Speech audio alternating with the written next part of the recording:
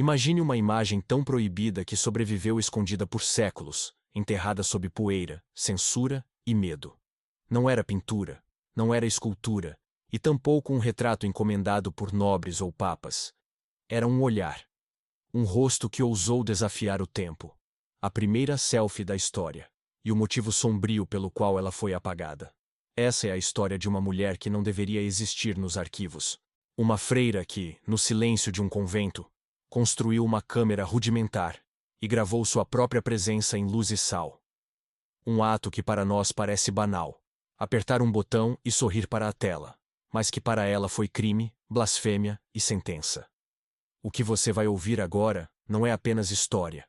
É um segredo arrancado das cinzas, contado como uma minissérie que mistura pecado, ironia e sobrevivência. Pense em Ridley Scott, dirigindo um manuscrito proibido, George R. Martin escrevendo sobre vaidade, e Umberto Eco narrando com sarcasmo de quem já cansou de padres e reis. Se prepare. Cada parte é um episódio. Cada detalhe, um fragmento roubado. E no fim, você terá que decidir. Era vaidade ou era resistência? Era apenas um retrato? Ou a prova de uma violência que tentaram calar? Antes de começar, se inscreva no canal, deixe seu like e comenta aqui embaixo de onde você está nos ouvindo. Quero saber até onde essa história vai ecoar. Ele estava lá, selado num cofre de madeira escura, escondido entre livros que ninguém lia e poeira que ninguém limpava. Quando abriram, não encontraram ouro, nem relíquias sagradas, mas algo muito mais perigoso, um rosto. Gravado em prata, queimado em sal lunar, sobrevivendo a séculos de esquecimento forçado. Um rosto feminino, que olhava de volta, como se atravessasse a pele do tempo. O impacto era imediato. Não era pintura, não era desenho, era luz petrificada. A primeira selfie da história. E como todo pecado bem guardado, ela carregava a marca de um crime. O olhar que vinha da placa não era humilde, não era submisso, não pedia desculpas.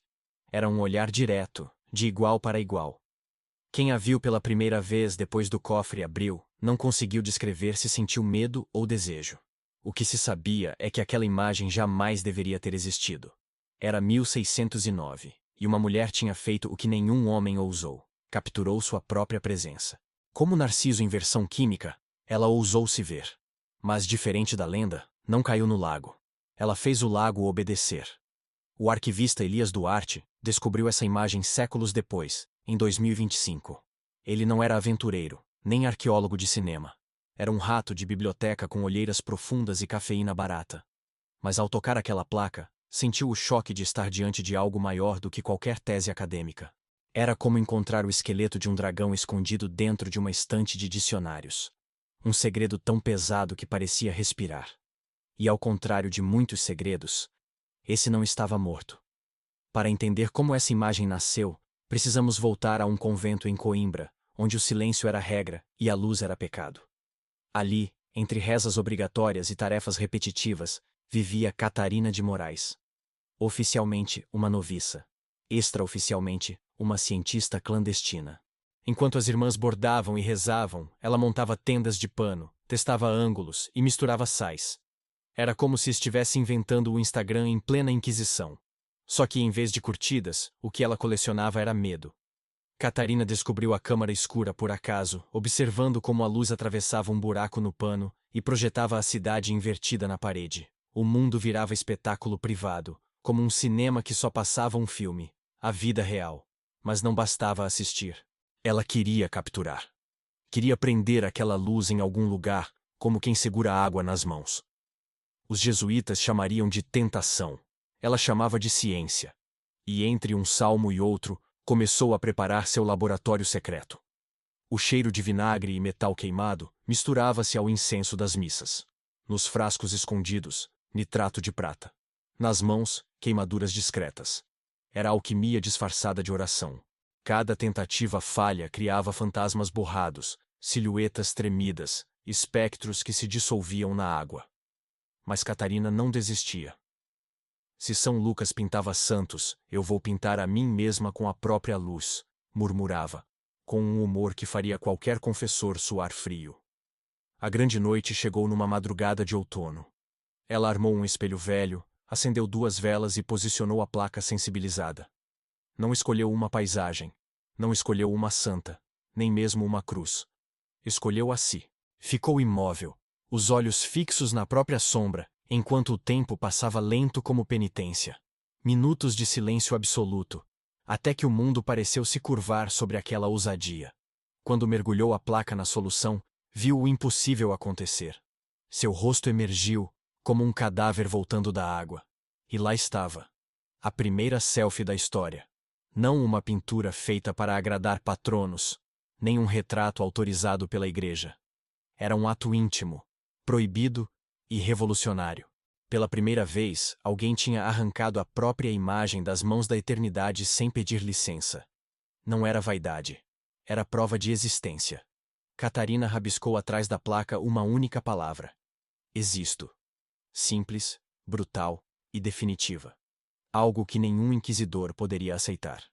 O problema é que os conventos funcionavam como redes sociais medievais. Tudo se espalhava rápido, de boca em boca, sem checagem de fatos. Logo, os corredores ecoavam rumores. Ela aprisiona almas. Ela fala com espelhos. Ela roubou o olhar do demônio. As freiras inventaram o primeiro hate do Ocidente. O que para nós seria pura criatividade, para elas era sinal de bruxaria. E como sabemos, a Inquisição não era exatamente conhecida por senso de humor. Quando o padre Baltazar viu a placa, sentiu o peso do escândalo. Chamou de idolatria, acusou de soberba, declarou que aquilo era fabricar imagens sem intercessão divina. Curioso, vindo de alguém que passava horas admirando sua própria caligrafia no púlpito. O padre confiscou instrumentos, ameaçou delação e prometeu silêncio em troca de confissão. Mas Catarina já tinha entendido. Aquilo não era só ciência, era guerra. O olhar dela desafiava séculos de submissão. O convento inteiro começou a cheirar a pólvora simbólica. Era questão de tempo até a máquina da censura entrar em ação. Catarina sabia que não poderia salvar a si mesma, mas talvez pudesse salvar a imagem. A irmã Inês, bibliotecária e herege de estimação, ajudou a esconder a placa dentro de um psaltério falso. Como um pendrive medieval disfarçado de Bíblia, esperando ser encontrado. As duas sabiam que a placa não era apenas fotografia. Era dinamite. E assim, a primeira selfie da história não morreu em 1609. Ela sobreviveu. Sobreviveu a fogueiras, a inventários reais, a mudanças de século, a silêncios impostos. E esperou até que alguém, 400 anos depois, tivesse coragem de abrir um cofre empoeirado e encarar aquele olhar. O rosto de Catarina não piscava, não sorria, não implorava. Apenas dizia: eu estive aqui. E estar aqui já era heresia suficiente. No fundo, essa não é apenas a história de uma foto proibida. É a história de como o mundo tentou calar uma mulher que ousou se olhar. Um rosto não deveria ter tanto poder, mas teve. Porque não era só rosto. Era testemunho. E como todo testemunho, tinha a força de sobreviver até a nós. Elias, em 2025, ainda não sabia que aquela placa escondia algo ainda mais sombrio. Porque por trás da primeira selfie, havia outra. E essa segunda era o verdadeiro motivo da censura. Mas isso, meu caro ouvinte, fica para a próxima parte. Encontraram-no em meio a caixas esquecidas de inventário colonial. Um cofre de madeira com dobradiças enferrujadas e um lacre de cera carmim. Por fora, parecia apenas mais uma relíquia condenada ao pó. Mas, quando o arquivista Elias Duarte forçou a tampa, percebeu que não estava diante de papéis ou moedas antigas. Dentro, repousava um psaltério com lombada gasta, pesado demais para um simples livro. O choque veio rápido. Aquele não era um objeto de devoção, mas um disfarce. O pecado dormia no formato da fé. Elias, acostumado a lidar com papéis mofados e atas tediosas, não era homem de grandes emoções. Mas, ao segurar aquele psaltério, sentiu como se tivesse nas mãos uma granada prestes a explodir. Pesado, frio, guardando mais silêncio do que qualquer livro deveria guardar. Ele já havia visto falsificações, já havia catalogado erros de escrivão, mas nunca vira um artefato que parecia olhar de volta. O bibliotecário, acostumado à rotina cinzenta, encontrava ali a primeira faísca de algo vivo. Quando forçou o miolo, percebeu o truque. Páginas coladas, escavadas, formando um compartimento oco. Dentro, uma lâmina metálica, fina como papel, com manchas de prata oxidada. Era uma cápsula do tempo feita para enganar inquisidores e sobreviventes. Elias passou os dedos e sentiu a frieza do metal atravessar a pele, como se tocasse o fantasma da própria Catarina. Era como se o objeto tivesse esperado séculos apenas para ser desenterrado por ele. Ao lado da lâmina, um bilhete cifrado. Letras iniciais marcadas entre salmos, como se fosse um jogo secreto escondido à vista de todos. Quem o escreveu sabia que a única forma de sobreviver era se camuflar dentro do inimigo. Escreve dentro do que te persegue, e ele nunca vai te notar. Poderia ser a legenda perfeita do disfarce. Elias sorriu, ironicamente. Séculos antes, as mulheres já sabiam hackear o sistema. A diferença é que, em vez de algoritmos, hackeavam salmos. Mas o verdadeiro impacto não estava no código. Estava na placa. Quando Elias a levantou, viu o rosto surgir da oxidação. Não com a nitidez de um retrato moderno, mas com a intensidade de algo que não aceita ser apagado. Olhos fixos, lábios cerrados, sombras duras. A primeira selfie da história não estava apenas lá. Ela sobrevivera a fogueiras, exílios e inventários. E agora, encarava o presente com a mesma insolência de 1609. O arquivista, acostumado a lidar com a história em terceira pessoa, agora era parte da trama. Aquilo não era só documento. Era evidência. A diferença é que não se tratava de uma evidência criminal comum, mas de um crime contra a memória. E Elias sabia que segurar aquela placa era como segurar uma denúncia congelada no tempo. A cada segundo que passava, sentia-se menos observador e mais cúmplice. Claro que o mundo acadêmico não reagiria como em um filme. Se tentasse publicar, exigiriam mais provas, pediriam taxas absurdas, e alguns colegas dariam risadinhas céticas nos corredores. A ironia? Se fosse uma caveira deformada de algum rei obscuro, teriam manchetes. Mas um rosto de mulher, feito com luz, era incômodo demais. Afinal, questionava não só a ciência da época, mas também a hierarquia de séculos. Elias, no entanto, não pensava em carreiras. Pensava no olhar. Era como estar preso em uma sala com alguém que não fala, mas também não desvia os olhos. O desconforto não vinha do que a imagem mostrava, mas do que ela insinuava. Havia mais. Aquilo era só a ponta de uma narrativa mais sombria, cuidadosamente encoberta. O bilhete cifrado e o peso do psaltério falso diziam isso em silêncio. Procure além. À noite, sozinho no arquivo, Elias voltou a examinar a placa sob luz artificial. O reflexo tremia, e em certas posições parecia que a figura piscava. Ridículo, ele sabia. Mas quem disse que os fantasmas precisam pedir permissão? Cada sombra na imagem parecia um segredo semi-revelado. Cada rachadura no metal, uma cicatriz deixada pelo tempo. Era uma selfie, sim, mas também era um grito. Um grito que ninguém, em 1609, podia ouvir sem medo. Ele pesquisou os registros do convento.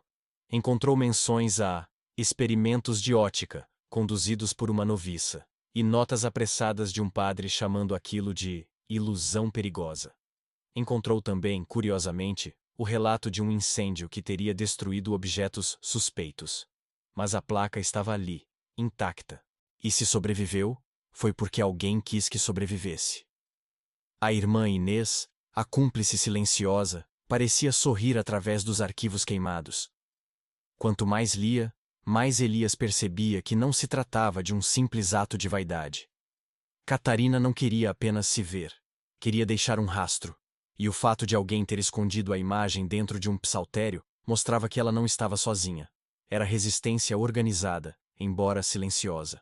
Um movimento que não tinha nome, mas tinha causa.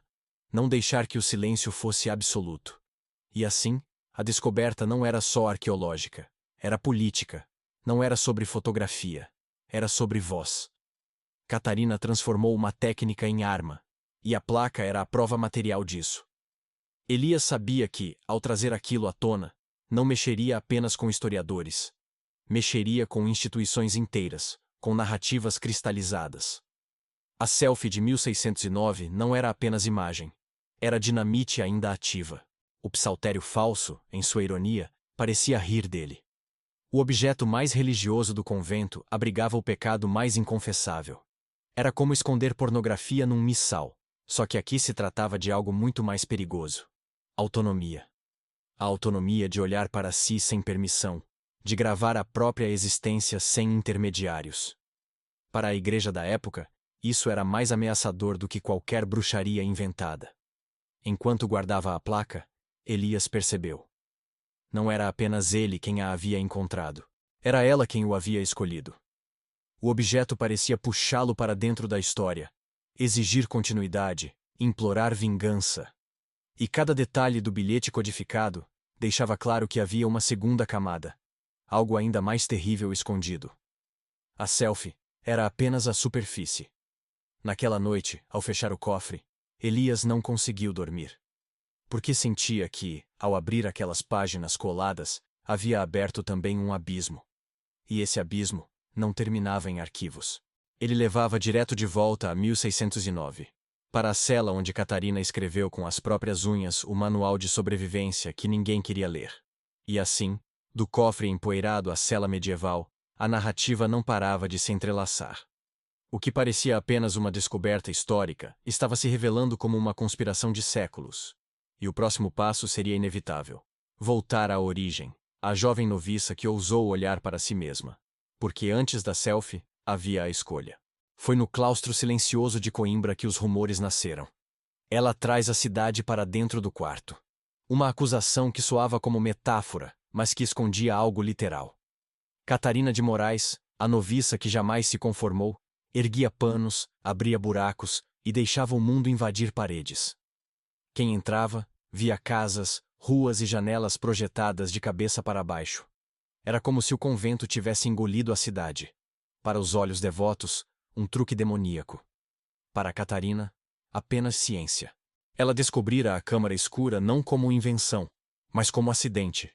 Uma fresta, uma vela mal posicionada, e de repente o quarto inteiro transformou-se em palco invertido. Ali, pela primeira vez, sentiu que a luz podia ser domesticada, que a realidade podia ser manipulada. Imagine o escândalo. Enquanto o resto das noviças bordava santos, Catarina fazia o equivalente ao primeiro cinema underground. Era como se fosse uma diretora indie dentro do Vaticano. O convento era prisão, mas também laboratório. Entre rezas entediadas e tarefas repetitivas, ela começou a experimentar. Pano mais grosso, furo menor, posição do espelho. Cada detalhe alterava a projeção. Ela anotava tudo em latim tosco e português clandestino. Não queria apenas observar, queria entender. As outras noviços viam bruxaria. Ela via matemática com tempero poético. E ria, em silêncio, da ironia de aprender ótica entre crucifixos. Foi nesse período que conheceu o padre Baltazar, que, ao contrário do que dizia, não era tão ignorante quanto parecia. Ele também havia estudado astronomia com jesuítas italianos. Mas enquanto para ele a lente servia para ver Deus no firmamento, para Catarina servia para ver o próprio rosto. Essa diferença não era detalhe, era abismo, e foi esse abismo que selaria o destino dela. Catarina não se contentava em observar a cidade projetada. Decidiu registrar.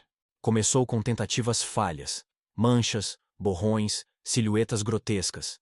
As placas de prata sensibilizadas ao sal lunar queimavam rápido demais ou não queimavam nada. Era como tentar segurar fumaça. Mas, a cada fracasso, aprendia. Enquanto as irmãs murmuravam que ela enlouquecera, Catarina ria. Se enlouqueci, ao menos a luz enlouqueceu comigo. As noites viraram palco de pequenas explosões químicas. O cheiro de vinagre impregnava as paredes, contrastando com o incenso da missa. Ela escondia frascos em cântaros, usava panelas velhas como caldeirões, e queimava os dedos testando misturas. Era uma espécie de alquimia às avessas. Não buscava ouro, mas buscava o reflexo de si mesma. Algo muito mais subversivo. Afinal, o ouro agrada reis. O reflexo incomoda poderes. Enquanto outras noviças rezavam por visões místicas, Catarina fabricava visões ópticas. Era sua forma de blasfêmia elegante. Um ato de vaidade? Talvez. Mas também era ato de coragem, pois ao gravar sua própria imagem, estava dizendo: eu existo sem a necessidade do olhar alheio. E esse era o verdadeiro crime. Não se tratava de química, mas de autonomia. E a autonomia feminina era para a igreja mais perigosa que qualquer pacto com o demônio. As primeiras imagens que conseguiu não passariam no feed de hoje.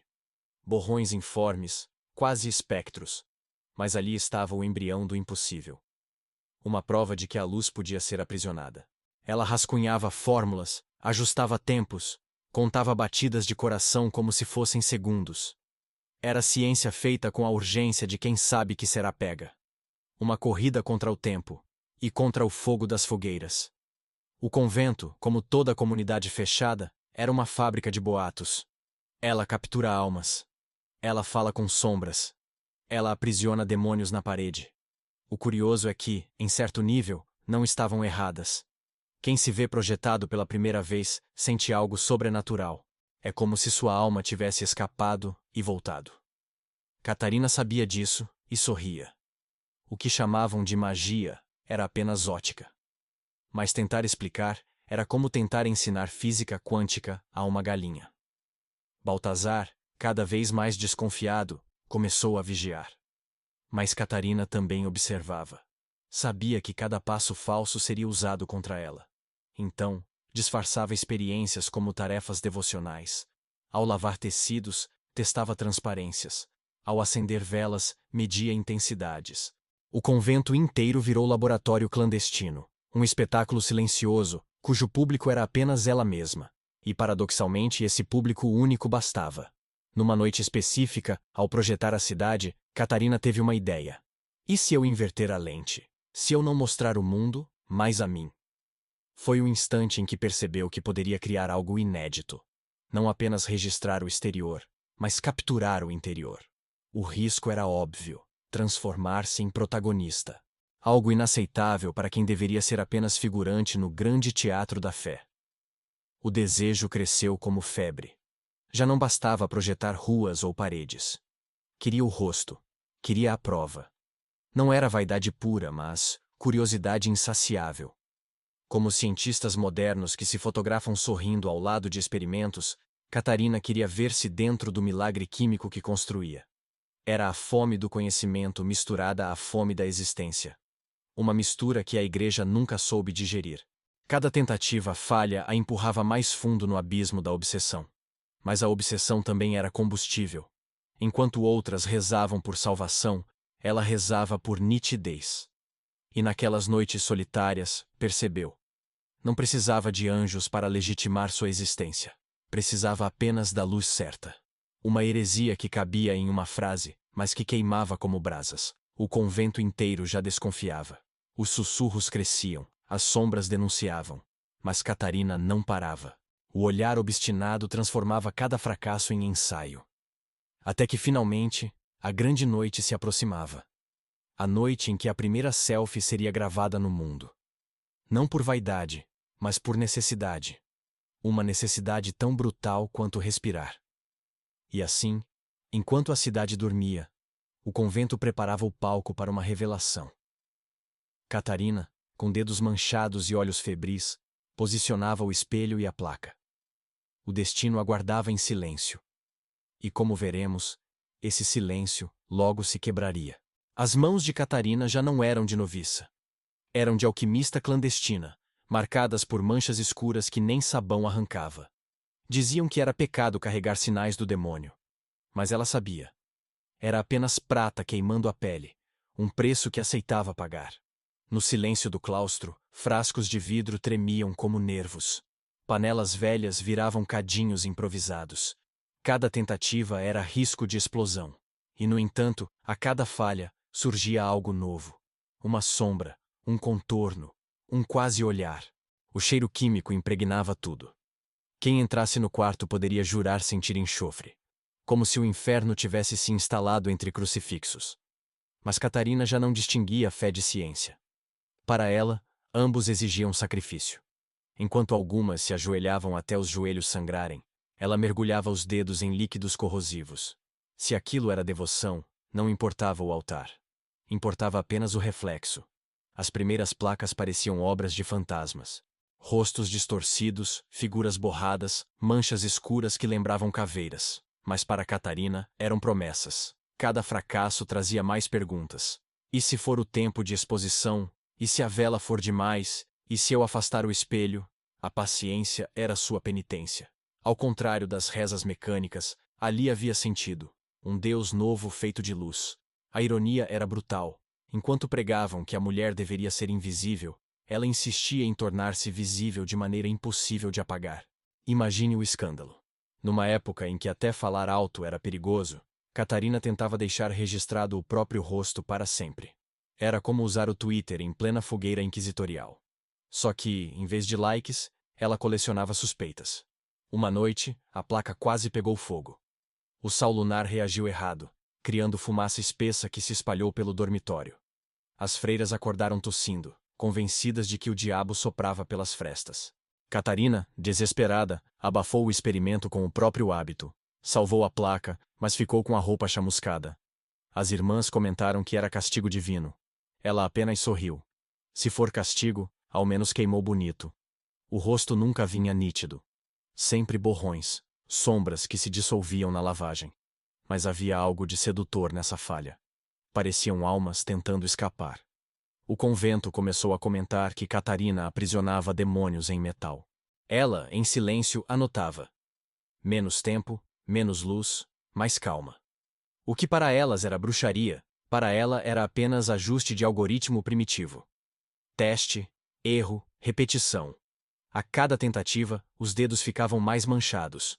Já não havia como disfarçar. Alguns diziam que era lepra, outros diziam que era pacto. Catarina apenas escondia as mãos no manto como quem esconde segredos. Mas a verdade é que já não tinha vergonha. Cada mancha era medalha de guerra. As mãos dela eram um laboratório, e ninguém precisava aprovar isso. As outras noviças observavam com medo e fascínio.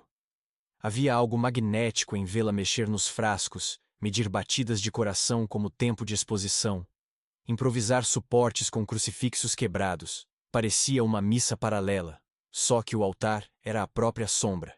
E no fundo, todas sabiam. Aquilo não terminaria bem. Nada tão ousado termina bem em tempos de fogueira. Baltazar, cada vez mais desconfiado, começou a interrogar. Perguntava de onde vinham os frascos, quem havia ensinado fórmulas, por que ela passava tanto tempo isolada. Ela respondia com calma, às vezes com ironia. Aprendi com a luz, padre. Ela fala mais que muitos sermões. O confessor rangia os dentes. Para ele, a ciência era válida apenas enquanto servia para provar milagres. E ali não havia milagre. Havia desafio. Mas Catarina não parava. Ajustava fórmulas, media distâncias, registrava falhas. Transformava o convento em laboratório sem pedir licença. Era obsessão, sim, mas também era liberdade. A cada sombra registrada, sentia-se menos prisioneira. Era como se a própria luz fosse cúmplice, como se cada raio lhe sussurrasse. Continue. As irmãs, em segredo, espiavam os experimentos. Algumas ficavam horrorizadas, outras fascinadas. Uma chegou a pedir para ver seu rosto refletido. Catarina hesitou, mas mostrou o borrão na placa. A noviça chorou. Disse que sentira sua alma olhando de volta. Catarina entendeu. Não era apenas ciência. Era revolução silenciosa. Era a prova de que até o invisível podia se inscrever na história. As falhas acumuladas a levaram ao limite. E foi nesse limite que nasceu a ideia fatal. Se nada funciona lá fora, então eu mesma serei o motivo. Não projetar ruas, nem janelas, nem sombras alheias, mas o próprio rosto. Uma heresia em dobro, porque não bastava dominar a luz. Era preciso usá-la para capturar a si mesma. O mais ousado dos pecados. E assim, Catarina preparou o cenário. Espelho ajustado, velas acesas, placa sensibilizada. O ar cheirava a medo e prata. Cada batida do coração era um segundo contado. Cada tremor dos dedos era risco de falha. Ela respirou fundo, imóvel, encarando o vazio como quem encara a eternidade. Pela primeira vez, a experiência não era apenas técnica. Era pessoal. Brutalmente pessoal. O momento estava prestes a chegar. O instante em que a primeira selfie da história seria gravada em sal e luz. E como sempre, o perigo caminhava junto. Pois aquilo que para nós parece banal, para ela era sentença. E o que viria depois dessa noite mudaria não apenas sua vida, mas a história inteira. Foi naquela madrugada que Catarina desafiou o próprio destino. Virou a lente para si. Não para as ruas de Coimbra, Não para as sombras do convento, mas para o rosto que todos insistiam em apagar. Espelho velho, 2 velas trêmulas, placa sensibilizada em prata. O cenário era de ritual proibido. O tempo, seu único inimigo. Ficou imóvel, como se fosse estátua viva. Cada batida do coração era segundo contado. Cada respiração, risco de borrar o impossível. Enquanto o silêncio do convento se arrastava, o quarto virou palco de tensão. As velas lançavam sombras que pareciam mãos tentando agarrá-la. A prata queimava lenta, gravando sua insolência. Era como se a eternidade prendesse o fôlego junto com ela. 3 minutos, talvez 4, mas a sensação foi de uma eternidade inteira. Até que o ritual terminou, e ela correu para mergulhar a placa na solução. O destino, finalmente, começava a se revelar. O rosto emergiu devagar, como cadáver voltando da água. Primeiro os contornos, depois os olhos, por fim a boca cerrada. Catarina quase não respirava. Estava lá. A prova de que a luz podia aprisionar um ser humano. Mais do que isso, que uma mulher podia deixar sua marca sem pedir autorização. A primeira selfie da história não nasceu de vaidade, mas de insubmissão. O reflexo não pedia desculpas. Exigia permanência. Ao ver-se pela primeira vez, Catarina sorriu. Mas não era um sorriso leve. Era um sorriso carregado de ironia. O tipo de sorriso que nasce quando alguém percebe que cometeu um crime impossível de esconder. Ela rabiscou uma palavra no verso da placa. Existo. 2 sílabas simples, mas capazes de demolir séculos de silêncio. Não precisava escrever mais nada. O olhar já dizia o resto. O convento, claro, não entenderia. Aquelas mulheres passavam a vida sendo lembradas de sua invisibilidade. O corpo escondido sob tecidos, a voz abafada nas rezas coletivas, o rosto apagado em retratos anônimos. E Catarina, em contrapartida, ousava mostrar-se sem filtros, sem santos, sem bênção. Para nós, seria apenas um clique banal. Para elas, era uma guerra declarada. A ironia é que, ao capturar sua própria imagem, Catarina não estava exaltando vaidade. Estava apenas registrando algo que o mundo não permitia. Que mulheres existiam. Enquanto os padres escreviam tratados sobre pecado, ela escrevia em prata a própria presença. Era mais do que ciência. Era mais do que rebeldia. Era a transformação da própria luz em testemunha. Imagine o escândalo. Uma noviça, em pleno convento, registrando o próprio rosto como se fosse uma santa sem milagre. Não havia lenda. Não havia narrativa divina. Não havia filtro de hagiografia. Apenas um rosto. Com rugas discretas. Com marcas de cansaço. Com humanidade crua. Isso era inaceitável para uma instituição que só sabia lidar com símbolos. Nunca com realidades. Catarina guardou a placa como quem guarda um filho. Sabia que cada olhar futuro nela seria perigoso. Mas ao mesmo tempo sentia um alívio visceral. Pela primeira vez, tinha prova de si mesma. Não precisava de testemunhas. Não precisava de relatos. Ali estava seu rosto, registrado por sua própria mão. Era o triunfo do indivíduo sobre o coletivo. O triunfo do eu sobre o nós imposto. Enquanto olhava para a placa, sentiu algo estranho. Não era apenas reflexo. Era confronto. Seus próprios olhos pareciam julgá-la. E agora, Catarina? O que fará com isso? A pergunta pairava no ar, silenciosa e incômoda. Porque uma vez que algo existe, já não pode ser apagado sem resistência. E no fundo, ela sabia. Aquela selfie carregava mais peso do que sua coragem podia suportar. As irmãs notaram o brilho diferente em seu olhar no dia seguinte. Algumas cochicharam que havia pecado, outras que havia febre. Mas nenhuma imaginou que, sob o hábito, ela escondia a prova de sua insubmissão. O convento caminhava em círculos de rotina, enquanto Catarina carregava no peito um segredo que poderia incendiar séculos. Era como segurar dinamite embrulhada em véu branco. O padre Baltazar sentiu o cheiro do perigo. Ele não precisava ver a placa para saber que algo havia mudado. Catarina falava pouco, mas seu silêncio estava carregado de insolência. Ele via no olhar dela uma ousadia que nenhum sermão conseguia apagar. Para Baltazar, aquela mulher já não era noviça. Era ameaça. E ameaças, no século XVII, tinham destino certo. Catarina, porém, não se intimidava. Continuava a testar, a experimentar, a buscar mais. A primeira selfie não era fim, era começo. Ela queria nitidez, queria repetição, queria perfeição. O risco crescia a cada noite. Mas, em vez de recuar, ela avançava. Como se soubesse que já não havia retorno. Uma vez que a luz aprendera a escrever, não aceitaria calar-se novamente. As outras noviças, divididas entre medo e curiosidade, espiavam. Algumas sonhavam em ver seus próprios rostos refletidos. Outras temiam ser amaldiçoadas.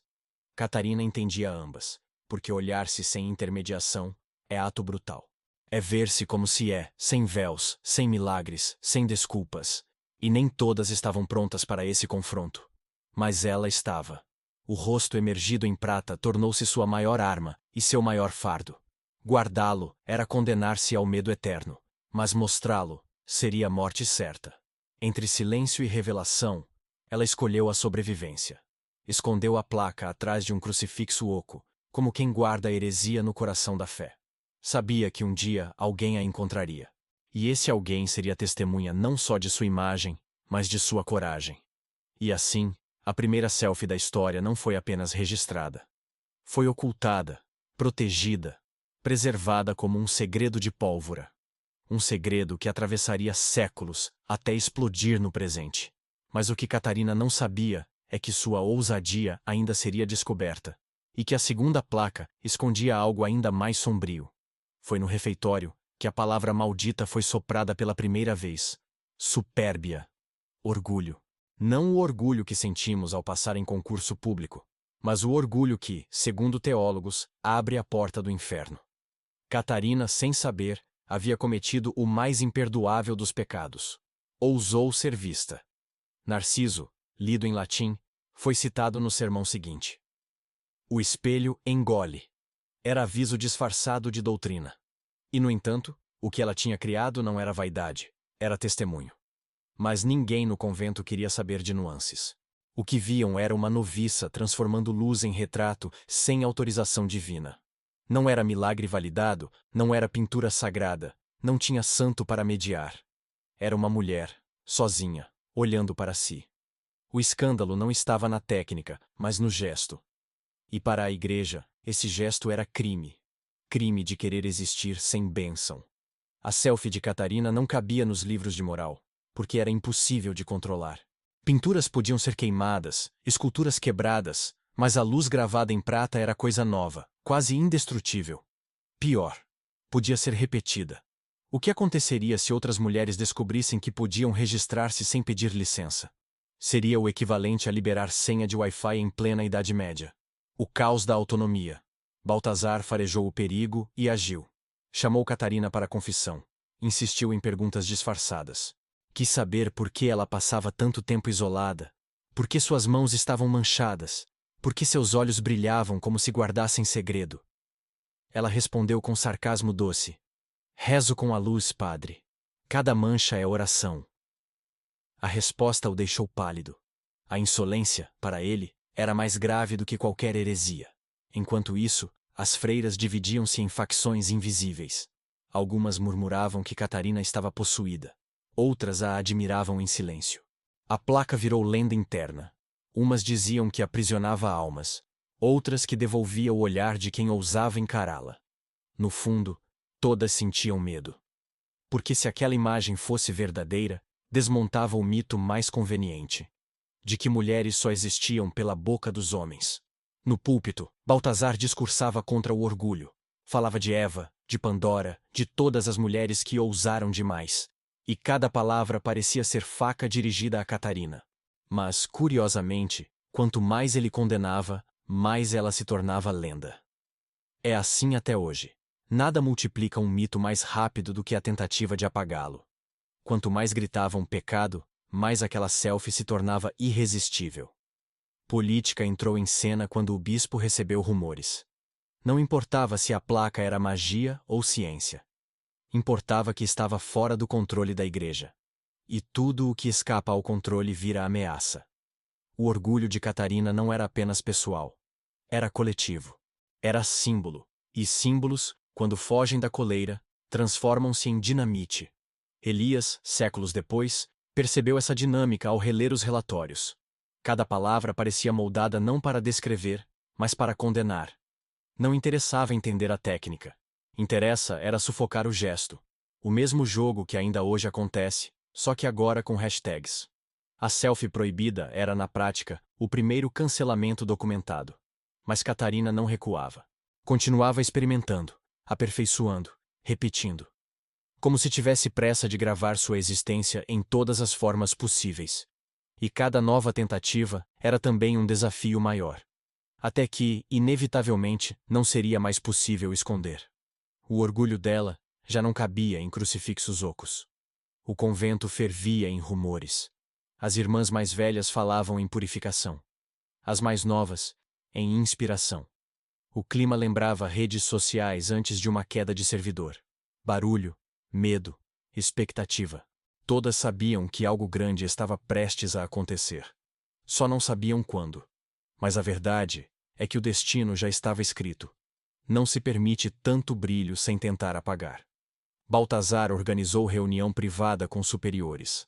A ordem era clara: investigar, confiscar, destruir. Não porque entendiam o que Catarina fizera, mas porque não suportavam não entender. O desconhecido, para eles, sempre soava como ameaça. E não havia nada mais ameaçador do que uma mulher que ousa se bastar. Enquanto isso, Catarina escrevia no verso da segunda placa algo mais ousado que o existo da primeira. Ainda não revelaremos o que era, mas basta dizer que não se tratava de orgulho. Era denúncia. E essa denúncia, gravada em prata, seria o verdadeiro motivo da fúria. O orgulho, portanto, foi apenas desculpa. O pecado, apenas fachada. O que estava em jogo era política. A igreja não podia permitir que uma simples noviça, sem título ou bênção, tivesse registrado a si mesma. Era o tipo de escândalo que, se vazasse, poderia corroer séculos de hierarquia. E é por isso que tentaram enterrá-la sob fogo. Mas como toda tentativa de silenciar, a censura apenas fortaleceu a lenda. Catarina de Moraes já não era só noviça. Era ameaça. Era símbolo. Era ferida aberta. E, como toda ferida, sangraria por séculos até chegar às mãos de Elias.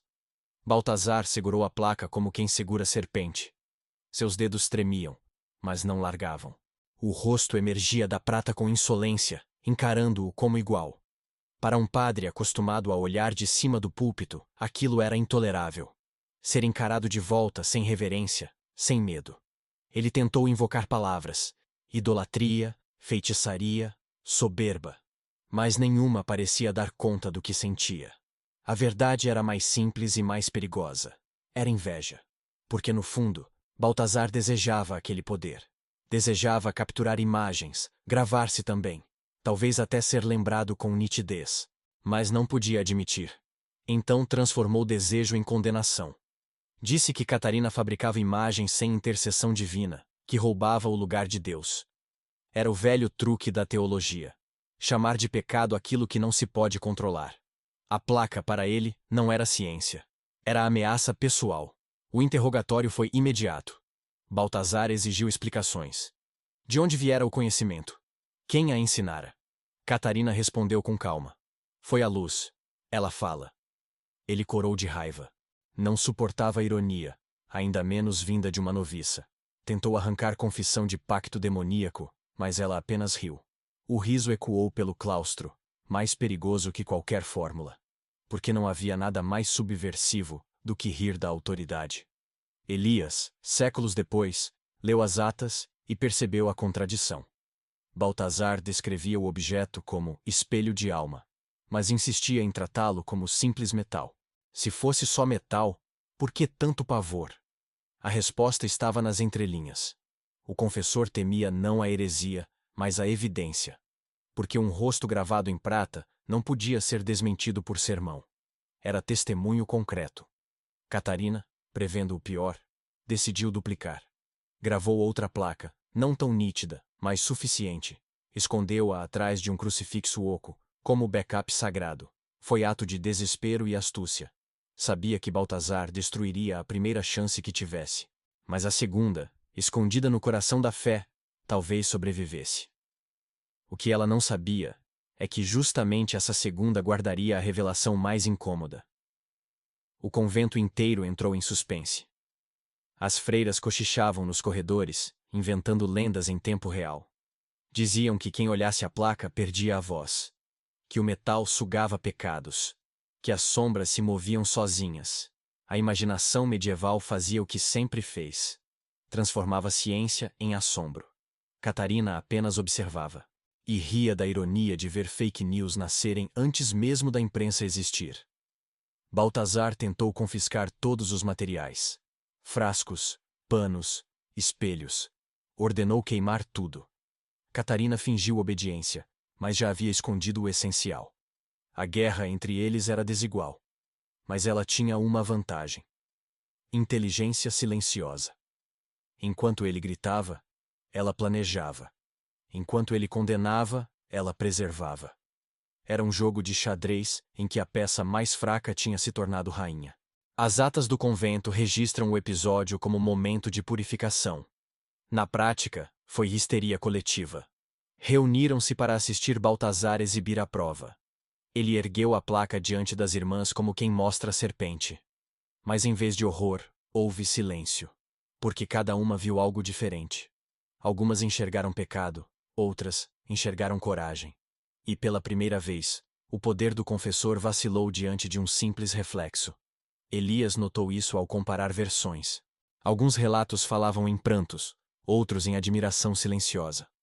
A história oficial escolheu o medo. Mas nas margens dos manuscritos, rabiscos anônimos sugeriam outra coisa. Era bela. Era forte. Pequenos grafites de resistência, preservados no tempo como comentários em fórum proibido. A selfie não só capturou Catarina. Capturou também as reações que ninguém pôde publicar. Baltazar, furioso, decretou sentença de penitência. Isolamento, jejuns, flagelações. Tudo para quebrar o orgulho. Mas quanto mais tentava esmagar, mais crescia a lenda. Porque cada castigo só reforçava a ideia de que Catarina tinha algo poderoso demais para ser tolerado. Ela virou mito vivo dentro do convento. E mitos, como sabemos, são impossíveis de controlar. Numa noite, Baltazar tentou destruir a placa. Jogou-a na lareira, mas a prata resistiu. O metal escureceu, deformou-se nas bordas, mas o rosto continuou lá. Menos nítido, mais espectral, ainda mais perturbador.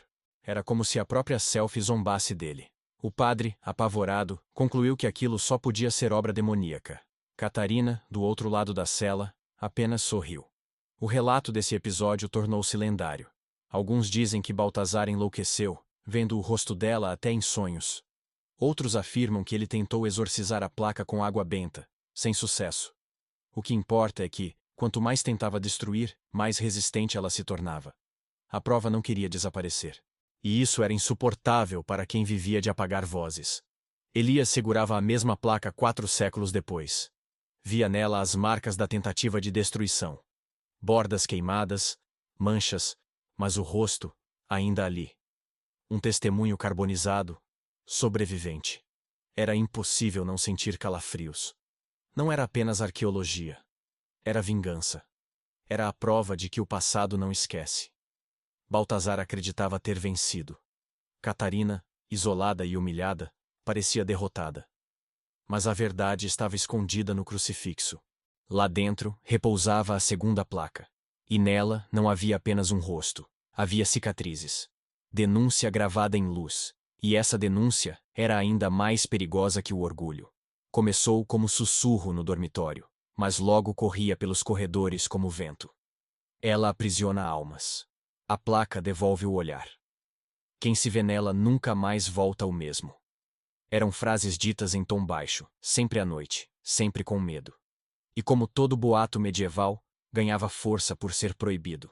As freiras passavam de ouvido a ouvido histórias mais fantásticas que os próprios evangelhos. Catarina, isolada, virou lenda viva. O convento funcionava como rede social primitiva. Bastava uma insinuação para que se multiplicassem versões. A cada repetição, um exagero a mais. Algumas juravam que a placa respirava. Outras que piscava. Havia até quem dissesse ter visto uma lágrima de prata escorrer. Nada disso era real, mas tudo parecia mais convincente que os sermões de Baltazar. Porque a imaginação, quando alimentada pelo medo, não precisa de provas. Elias, séculos depois, anotava essa dinâmica com fascínio. Percebeu que os rumores funcionavam como primeiras fake news organizadas. Cada boato construía narrativa, reforçava medo e moldava comportamento. O detalhe cruel é que não eram apenas invenções. Havia um fundo de verdade. Quem olhava para aquela imagem realmente não saía igual. Catarina havia criado, sem saber, a primeira máquina de choque psicológico. Para algumas noviças, a curiosidade era mais forte que o medo. Uma delas, Inês, aproximou-se da cela e pediu para ver. Catarina, com calma, mostrou uma das placas queimadas. O rosto surgia em sombras deformadas, mas ainda era rosto. Inês chorou. Disse que se sentiu vista pela primeira vez. Não apenas por Catarina, mas por si mesma. Ali nascia uma cumplicidade secreta, perigosa e transformadora. Baltazar desconfiava do clima, mas não podia controlar conversas noturnas. Percebia apenas o silêncio pesado durante as rezas. Aquele silêncio era o verdadeiro inimigo. O silêncio de quem já não acreditava tanto na autoridade. Não precisavam de palavras para subverter. Bastava o olhar cúmplice. E era justamente esse olhar que a placa ensinava a ter. As freiras mais velhas pediam penitência coletiva. Rezavam mais rosários, acendiam mais velas, como se pudessem purificar o ar contaminado. Mas cada reza era também lembrança do pecado. E quanto mais falavam, mais curiosidade despertavam. Era o clássico efeito Streisand, séculos antes de existir. O que Baltazar queria calar, o convento inteiro repetia. Catarina entendia a força disso. Nunca precisou gritar. Nunca precisou pregar. Sua arma era o silêncio carregado de insolência. A placa não falava, mas espalhava rumores sozinha. O rosto gravado em prata funcionava como sermão paralelo, invisível e irresistível. Era a prova de que, às vezes, basta existir para ser subversiva. Inês tornou-se guardiã secreta. Levava comida, copiava anotações escondidas nas margens de livros e aprendia com Catarina. Não queria apenas ajudar. Queria continuar o experimento. Queria ver até onde a luz podia ir. A rebeldia passava de uma para outra como herança genética. Uma sucessão de olhares que já não podiam ser desfeitos. O convento dividiu-se em dois campos invisíveis. De um lado, as que acreditavam em demônio. Do outro, as que acreditavam em libertação. Nenhuma admitia em voz alta, mas os olhares no refeitório diziam tudo. Bastava ver quem desviava e quem encarava. Era uma guerra muda.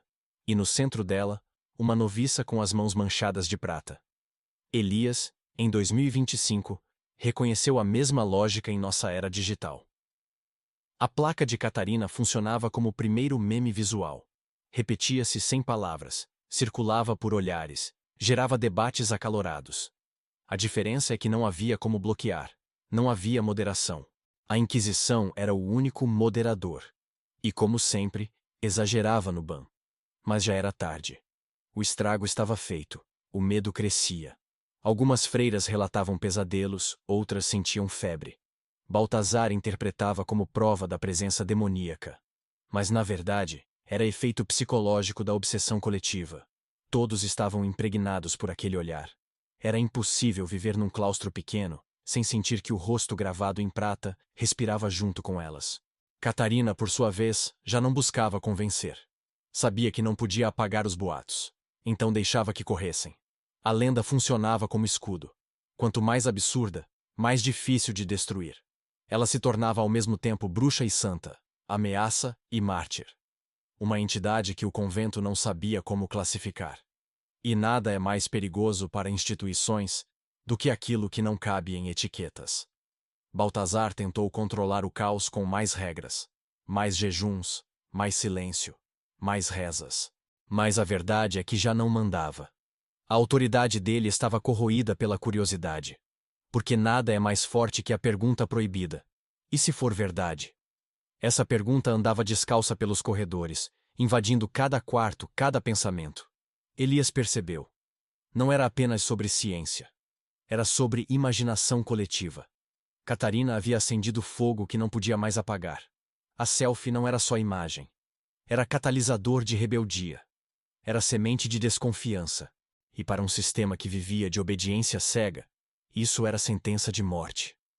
E assim, enquanto rumores cresciam como ervas daninhas, o próximo passo se tornava inevitável: chamar a máquina oficial da censura. A Inquisição estava prestes a bater a porta. Chegaram com botas limpas e olhares sujos. O inquisidor Tavira não precisava ver provas, já trazia a sentença pronta. Quando atravessou os portões do convento, o ar mudou de peso. Era como se a própria pedra respirasse medo. Tavira trazia livros, decretos e uma pena de ganso mais afiada que espada. Sua arma não era fogo ainda, era papel. E naqueles dias, papel matava mais do que pólvora. Catarina ouviu os passos antes de vê-lo. Sentiu o ritmo duro, medido. O tipo de andar de quem nunca precisou se justificar. Ele entrou na cela, olhou a noviça e sorriu com a arrogância de quem já sabe o fim da história. Mostre-me o objeto. Não era pedido, era ordem. Baltazar entregou a placa com reverência falsa. Tavira a ergueu contra a luz da janela, e por um segundo pareceu hipnotizado, mas logo disfarçou. Abominação óptica. O relatório foi escrito antes mesmo de qualquer análise. Objeto herético, responsável por ilusões demoníacas. Noviça insolente, contaminada pela vaidade. Provas suficientes para a condenação. Tudo carimbado, rubricado, selado. Era um teatro burocrático. A Inquisição não investigava, encenava. E a peça sempre tinha o mesmo final. O réu era culpado. Catarina apenas observava, consciente de que o papel já havia queimado seu destino. O convento virou palco. Tavira interrogou freiras, recolheu objetos, anotou nomes. As irmãs mais medrosas choravam, jurando inocência. As mais ousadas mentiam com frieza, escondendo simpatias. Inês, firme, olhou nos olhos do inquisidor e disse nada. O silêncio dela era mais perigoso que qualquer palavra. Tavira percebeu, mas deixou passar. Sabia que a raiz do problema não estava nas cúmplices. Estava na mulher que ousou gravar o próprio rosto. Enquanto isso, Elias lia o processo 4 séculos depois e quase podia ouvir a teatralidade. Cada frase parecia copiada e colada de outros casos. Idolatria, supérbia, influência demoníaca. Era o mesmo template, repetido como burocracia eterna. Nada mais moderno do que a padronização do ódio. Era a planilha do medo, aplicada em escala industrial. A ordem foi clara. Destruir o material, trancar a autora, silenciar as testemunhas. Mas, como sempre, a execução foi desajeitada. Alguns frascos foram quebrados, outros escondidos. Alguns papéis queimaram, outros escaparam. A Inquisição nunca foi eficiente como gostava de parecer. O fogo destruía, mas também preservava restos, pistas, fragmentos. E foi nesses fragmentos que a história sobreviveu. Tavira, satisfeito, acreditava ter encerrado o caso. Escreveu no relatório que a heresia fora extinta, que o convento voltaria à ordem, que a disciplina fora restaurada. Mas, ao fechar o livro, não percebeu o detalhe. O psaltério falso, ainda intacto, repousava na estante. Ali, escondida entre páginas sagradas, a selfie aguardava seu próximo capítulo. No refeitório, as freiras foram obrigadas a assistir à leitura da sentença. Que todos aprendam que orgulho leva à perdição. Baltazar, com saliva escorrendo no queixo, repetia as palavras com entusiasmo grotesco. Catarina, em silêncio, mantinha o olhar fixo, sem piscar. Aquelas poucas que ousaram encarar sentiram calafrios, porque o olhar dela dizia mais que qualquer defesa. Vocês não vão me apagar. Elias anotou a ironia. O inquisidor que se achava vitorioso acabou se tornando figurante da própria narrativa. Porque ninguém lembraria de Tavira, nem de Baltazar. Mas todos lembrariam do rosto queimado em prata. A selfie tinha feito o que toda obra de arte faz: tornar irrelevante o censor. O convento, porém, não respirava alívio, respirava tensão, porque todos sabiam que Tavira voltaria se necessário. A Inquisição não dormia, apenas cochilava. O medo não terminava com a sentença. Terminava apenas a fase visível. A fase subterrânea, de sussurros e disfarces, estava apenas começando. Catarina foi levada de volta à cela. Não havia gritos. Não havia lágrimas. Apenas a calma de quem entende que a luta já não é pela vida, mas pela memória. Ela sabia que provavelmente seria esquecida como corpo, mas lembrada como rosto. E para ela, isso já era vitória. Porque estar na história, mesmo como heresia, é melhor do que ser invisível. O inquisidor escreveu em seu diário pessoal, preservado por acaso, uma frase estranha. O olhar me perseguiu. Elias, ao ler isso, sentiu arrepios. Porque aquele homem, treinado para sufocar rebeldias, confessara sua própria derrota íntima. A selfie, afinal, não era apenas imagem, era espelho. E quem se via nele, jamais saía ileso. Tavira partiu satisfeito, acreditando ter encerrado o caso. O convento voltou ao silêncio tenso. Mas os rumores não pararam. Continuaram andando descalços, atravessando séculos, esperando encontrar ouvidos dispostos. A máquina da censura havia agido, mas não vencido. Porque nada é mais perigoso que uma imagem proibida que insiste em sobreviver. E assim, no coração das chamas e dos decretos, a história não morreu. Apenas se ocultou, aguardando a hora certa de retornar.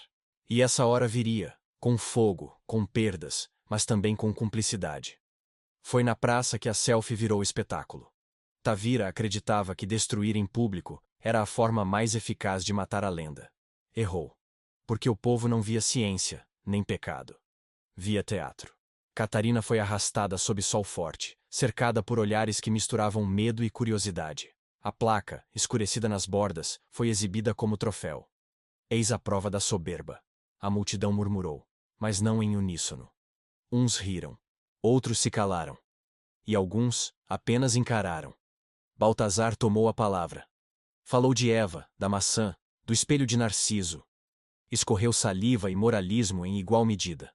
Para ele, a selfie era abominação. Para a multidão, era novidade. Poucos entenderam o que viam, mas todos sentiram algo. Era impossível olhar aquele rosto sem sentir incômodo. Porque não era santo, não era rei, não era papa. Era apenas uma mulher. E isso, para a época, já era heresia. As primeiras vaias surgiram rápido. Chamaram-na feiticeira, vaidosa, amaldiçoada. O povo sempre gosta de cuspir naquilo que não compreende. Mas também houve silêncio desconfortável. Mulheres no canto da praça encaravam a placa com olhos marejados. Homens desviavam, inseguros. Crianças perguntavam demais. Era o equivalente a uma caixa de comentários moderna. Caos, ódio, curiosidade e empatia misturados. Elias, 4 séculos depois, não pôde deixar de rir da semelhança. O julgamento de Catarina parecia sessão ao vivo no feed medieval. Baltazar era o moderador histérico, Tavira o administrador e o povo, os comentaristas. Nada mudou, exceto a velocidade da internet. As mesmas acusações, as mesmas defesas tímidas, a mesma incapacidade de lidar com novidade. O tribunal da praça era apenas o YouTube em latim. Catarina manteve-se firme. Não falou. Não se defendeu. Apenas olhou. E esse olhar foi mais eloquente do que qualquer discurso. A selfie fora feita para isso. Para existir em silêncio, para dizer sem palavras, e naquele momento, a força da imagem desafiou o grito coletivo. Porque enquanto a multidão berrava, ela permanecia. E permanecer é, às vezes, a maior forma de resistência.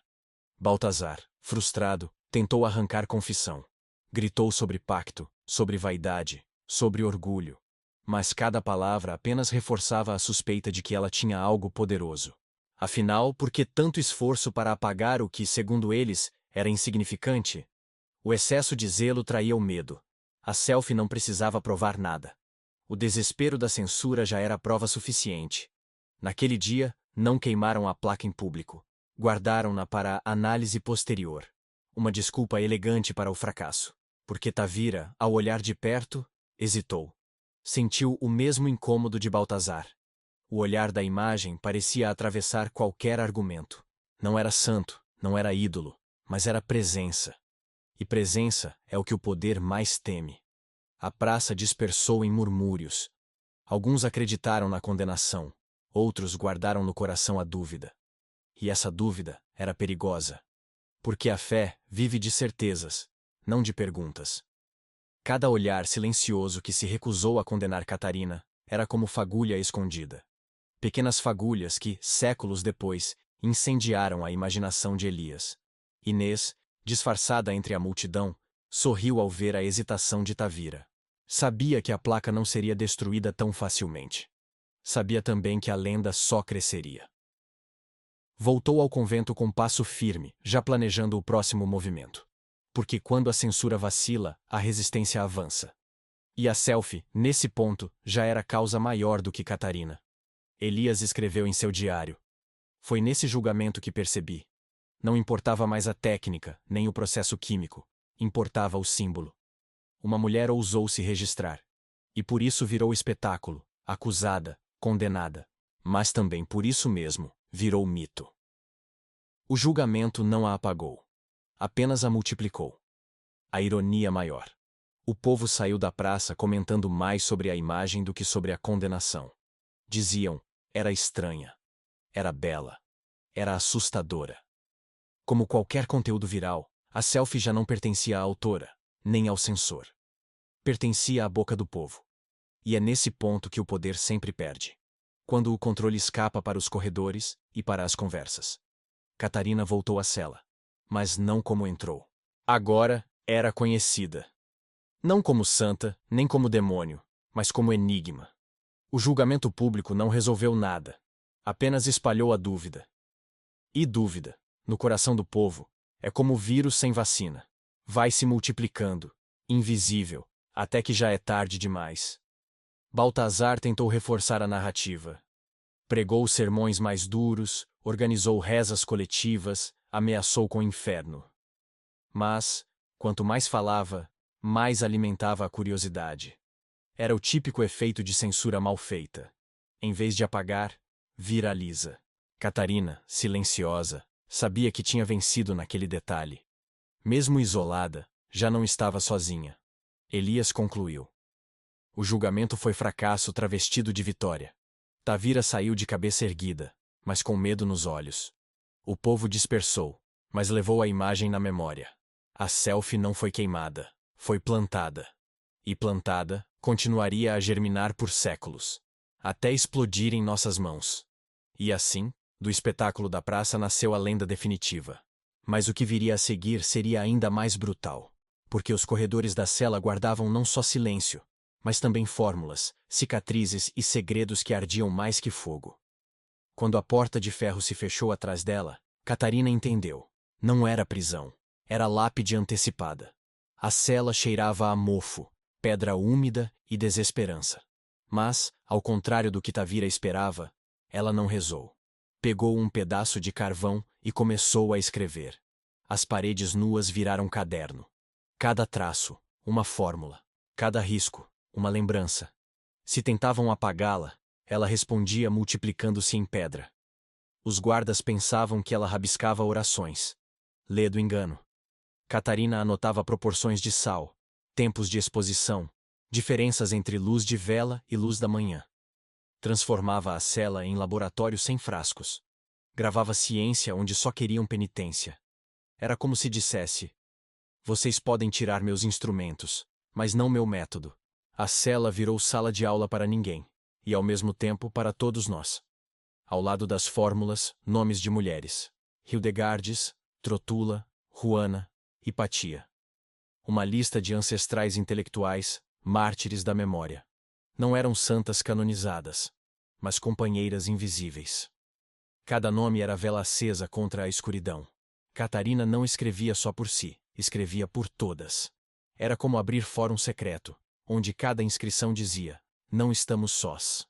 Elias, séculos depois, emocionou-se ao ler transcrições dos muros. O carvão resistiu em fragmentos preservados por acaso. Viu ali não apenas ciência, mas manifesto. A cela, ao invés de sepultar, eternizou. Ironia cruel. A tentativa de silenciá-la acabou registrando sua voz. É sempre assim. Quanto mais tentam apagar, mais fundo gravam. As freiras que passavam comida notavam os desenhos. Algumas fingiam não ver. Outras olhavam rápido, como quem lê pecado com pressa. Uma chegou a dizer, em cochicho, que aquelas fórmulas brilhavam à noite. Pura imaginação, mas poderosa. Catarina havia transformado rabiscos em mito. As paredes não eram só paredes. Eram testemunhas. Baltazar visitava a cela com um olhar de predador frustrado. Tentava arrancar arrependimento, mas só encontrava olhos calmos. Você ainda tem orgulho? Perguntava. Catarina respondia. Tenho memória. A frase o enfurecia. Porque orgulho pode ser punido. Mas memória? Memória é imortal. Ele saiu cuspindo insultos. E nas costas dele, a parede continuava escrevendo em silêncio. As noites eram longas. Catarina contava batidas do coração para medir tempo. Pensava em refazer a selfie mentalmente, repetindo cada etapa como oração secreta. Se pudesse, teria gravado mais uma placa. Mas agora só restava gravar no corpo. Começou a marcar a pele com pequenas queimaduras de vela, como se fosse prata viva.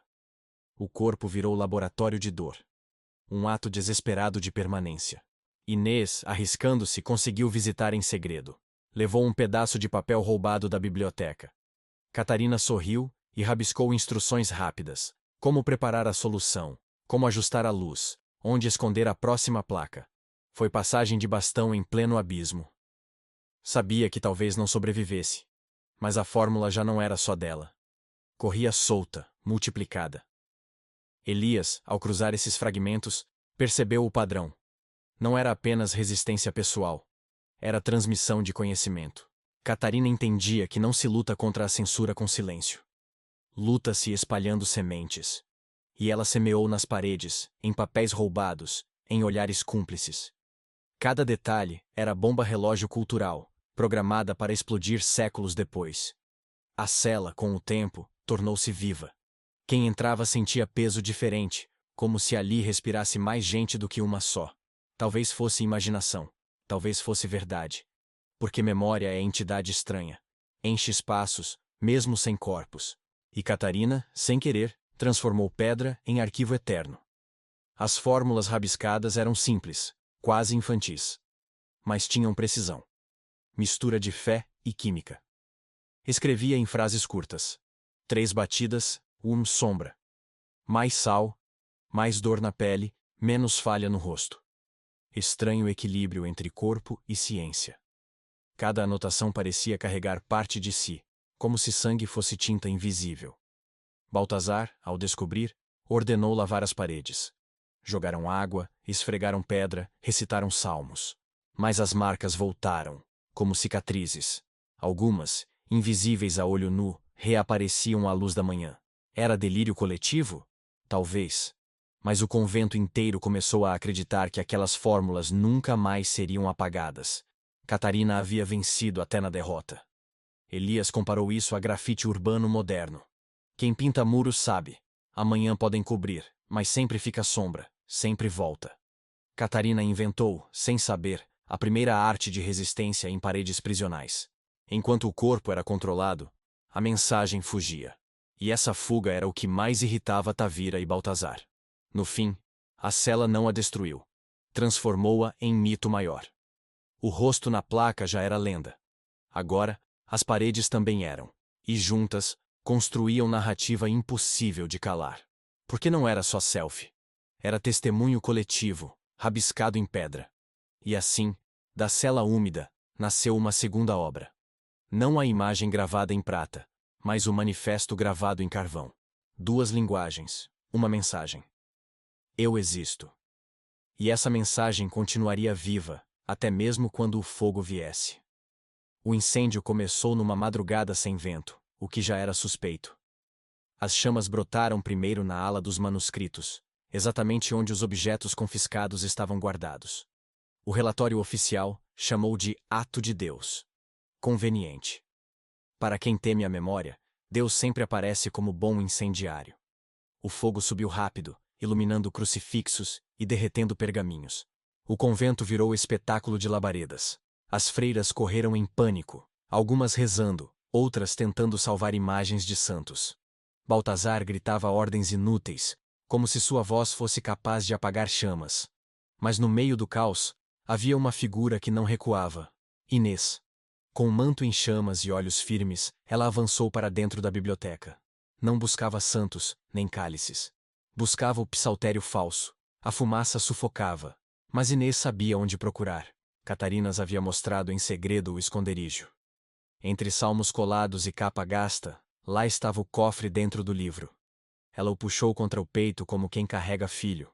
Uma explosão distante tombando quase a derrubou.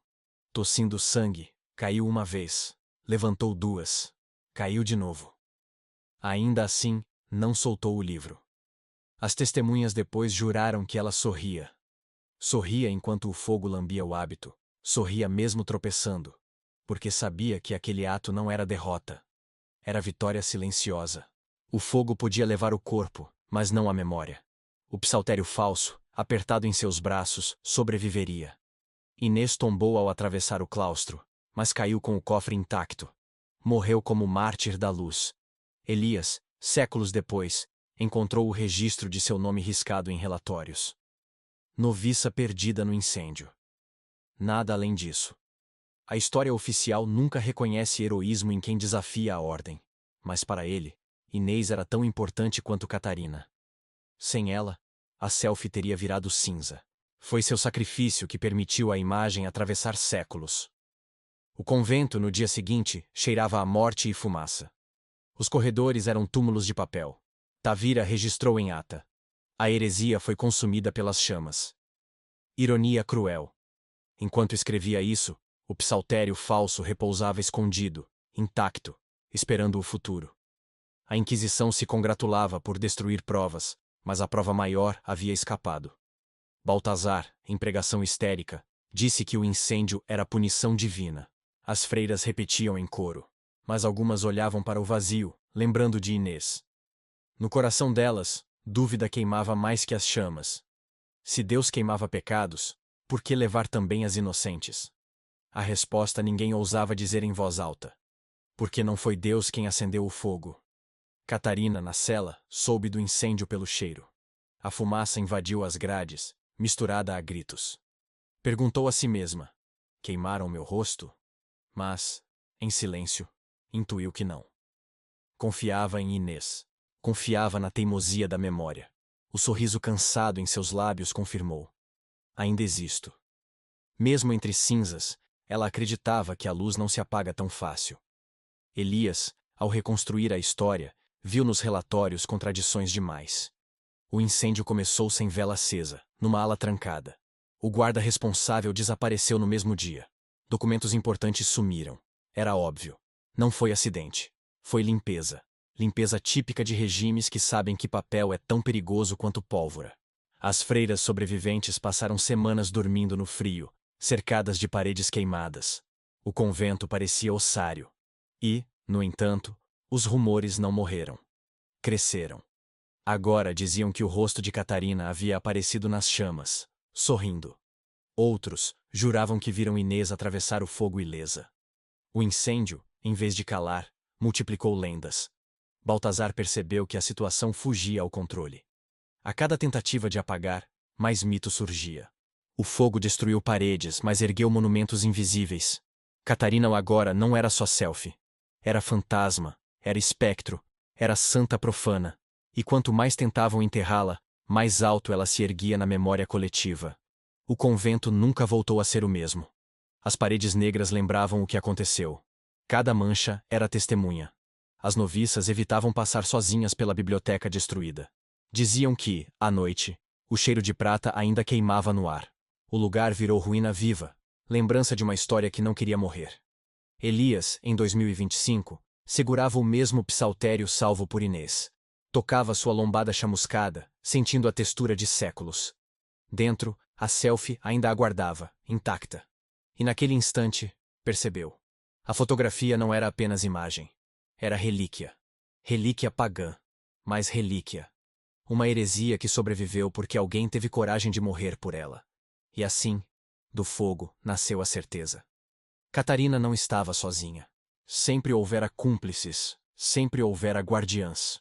E graças a elas, a selfie não só sobreviveu, tornou-se ainda mais poderosa, porque tudo o que escapa ao fogo ganha aura de eternidade. O cofre viajou como cadáver sem dono.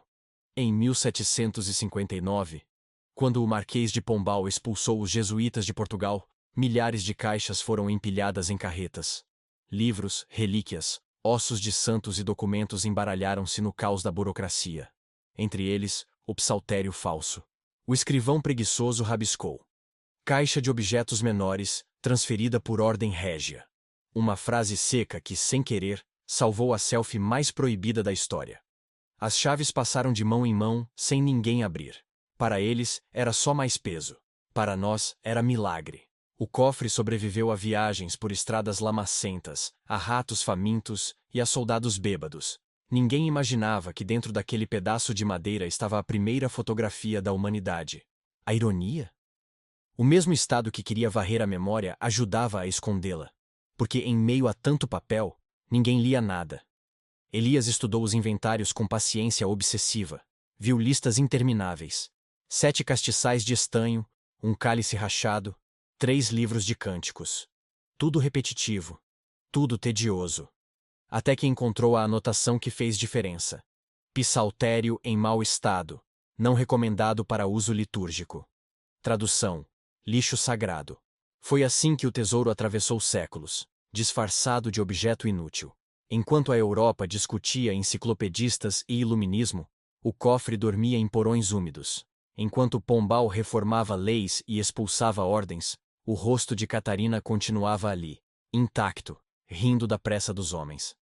A história seguia adiante, mas o segredo sobrevivia em segundo plano, como vírus em quarentena. Esperava apenas o hospedeiro certo. Os séculos XVIII e XIX não tiveram olhos para aquilo. Estavam ocupados demais com guerras, tratados e impérios. A obsessão era poder, não memória. Mas o cofre resistia. Era transferido de convento em convento, ora listado como herança, ora como sobra.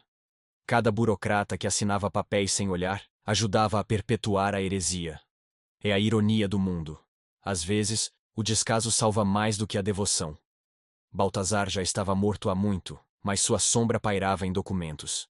Frases suas eram copiadas como referência em relatórios, como se a palavra dele fosse verdade absoluta. E, no entanto, aquilo que ele tentou apagar continuava escondido a poucos metros das citações. Elias anotou com sarcasmo: os mortos vencem no papel, mas perdem no metal. O século XIX trouxe novidades: fotografia oficial, daguerreótipos, estúdios burgueses. O mundo comemorava a invenção que Catarina já havia feito 2 séculos antes. Nenhum manual lembrava dela. Nenhum professor a citava. Mas sua selfie dormia, intacta, sorrindo da ironia. Enquanto homens recebiam glória por inventar, uma mulher esquecida já havia feito primeiro, e em segredo. Elias, ao descobrir isso, ficou dividido entre fascínio e raiva. Fascínio pela resistência da placa, raiva por perceber que a história apaga vozes femininas com facilidade cruel. Quantas Catarinas perdemos? Escreveu em seu diário. E a pergunta ecoava, dolorosa. Porque o caso da selfie não era exceção. Era apenas a ponta visível de um iceberg de silêncios.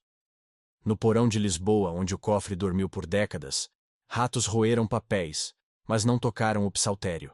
O livro falso parecia repelir pragas. Superstição ou coincidência, ninguém sabe.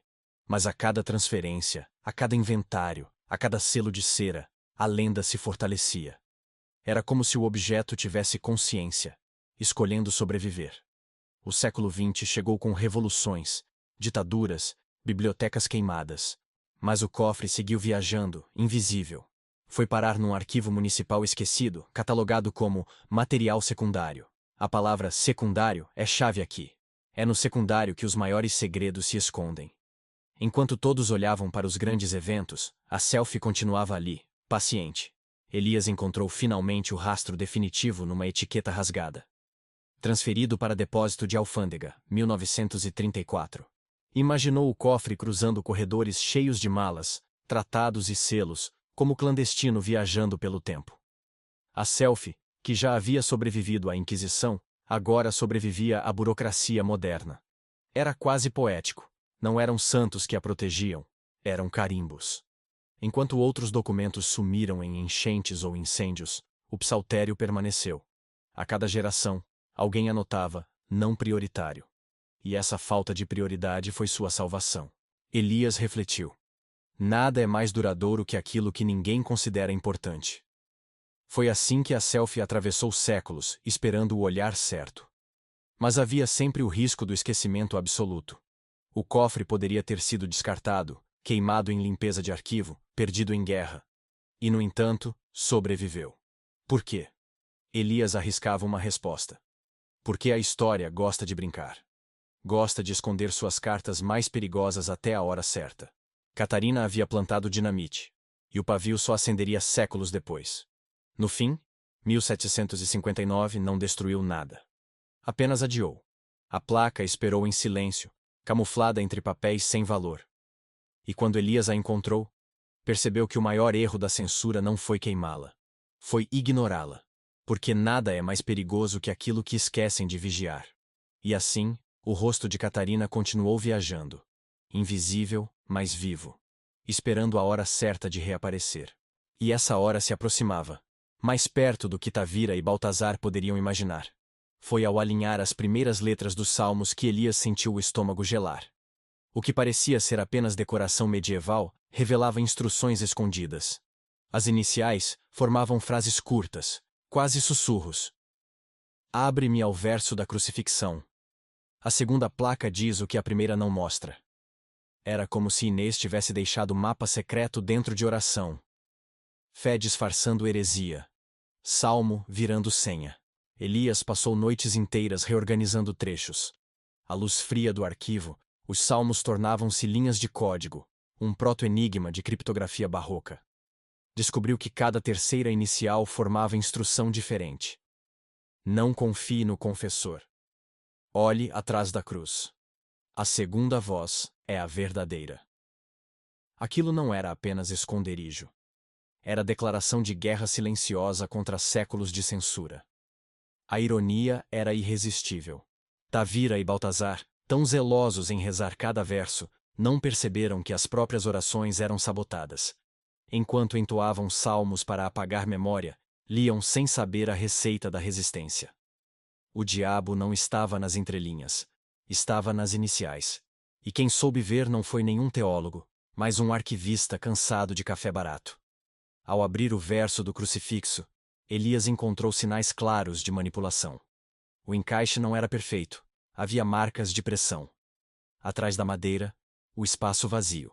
E dentro dele, mais fino que lâmina de faca, repousava metal adicional. Uma segunda placa, mais oculta, mais frágil. E nela, diferente da primeira, o rosto não vinha sozinho. O metal trazia esboço de cicatrizes, ombros riscados, marcas de chicote. O rosto de Catarina de perfil, mas as costas nuas revelavam linhas de dor. Não era vaidade. Era denúncia. Era grito preso em prata. Ali estava a prova de que o confinamento não fora só espiritual. Havia violência física, e ela a agravou em imagem para que ninguém esquecesse. A censura nunca foi sobre selfie. Foi sobre prova. Elias quase deixou a placa cair. Não era apenas documento histórico, era testemunho humano. A primeira selfie era ousadia, a segunda, acusação. Agora entendia por que Tavira e Baltazar temeram tanto. A vaidade poderia ser ridicularizada. Mas cicatrizes? Cicatrizes falam mais alto que qualquer sermão. São provas que nem o fogo apaga. O salmo codificado ainda trazia mais pistas. Se não acreditarem no rosto, que creiam nas marcas. Não é vaidade, é ferida. Cada frase parecia atravessar séculos para cutucar os olhos de Elias. Ele anotou tudo, sentindo que decifrava a mensagem escrita diretamente para ele, 400 anos depois. Era como se Catarina tivesse previsto o futuro leitor. A segunda placa estava mais danificada. Bordas corroídas, manchas fortes, mas as cicatrizes ainda nítidas. Elias entendeu o dilema. Publicar significava confrontar instituições inteiras. Não seria mais apenas curiosidade acadêmica. Seria acusação direta contra séculos de silêncio cúmplice. Era dinamite pura, escondida atrás de crucifixo. Enquanto analisava, pensou na ironia. Quantos sermões, quantos cultos, quantas missas haviam sido feitos diante de crucifixos ocos? Quantos padres discursaram contra a vaidade, enquanto dentro do altar repousava a prova de tortura? A cena era grotesca e perfeita. A própria fé servindo de cofre para aquilo que mais temia. Elias sabia que não podia guardar para si. Mas também sabia que, ao revelar, despertaria os mesmos fantasmas que perseguiram Catarina. Porque o poder não teme imagens bonitas. O poder teme imagens incômodas. E nada incomoda mais do que cicatrizes gravadas em luz. Era ameaça viva. Os documentos mostravam que Inês havia planejado cada detalhe. Não foi acaso esconder atrás da cruz. Foi estratégia. Deixem que rezem diante dela. Assim o peso será ainda maior. Era o humor negro de quem entendia o jogo. O riso de Inês atravessava séculos, cúmplice e ácido. Elias quase ouviu sua gargalhada no silêncio do arquivo. O código, no fundo, não era apenas para esconder. Era também para provocar. Quem decifrasse não seria qualquer curioso. Seria alguém teimoso o bastante para insistir.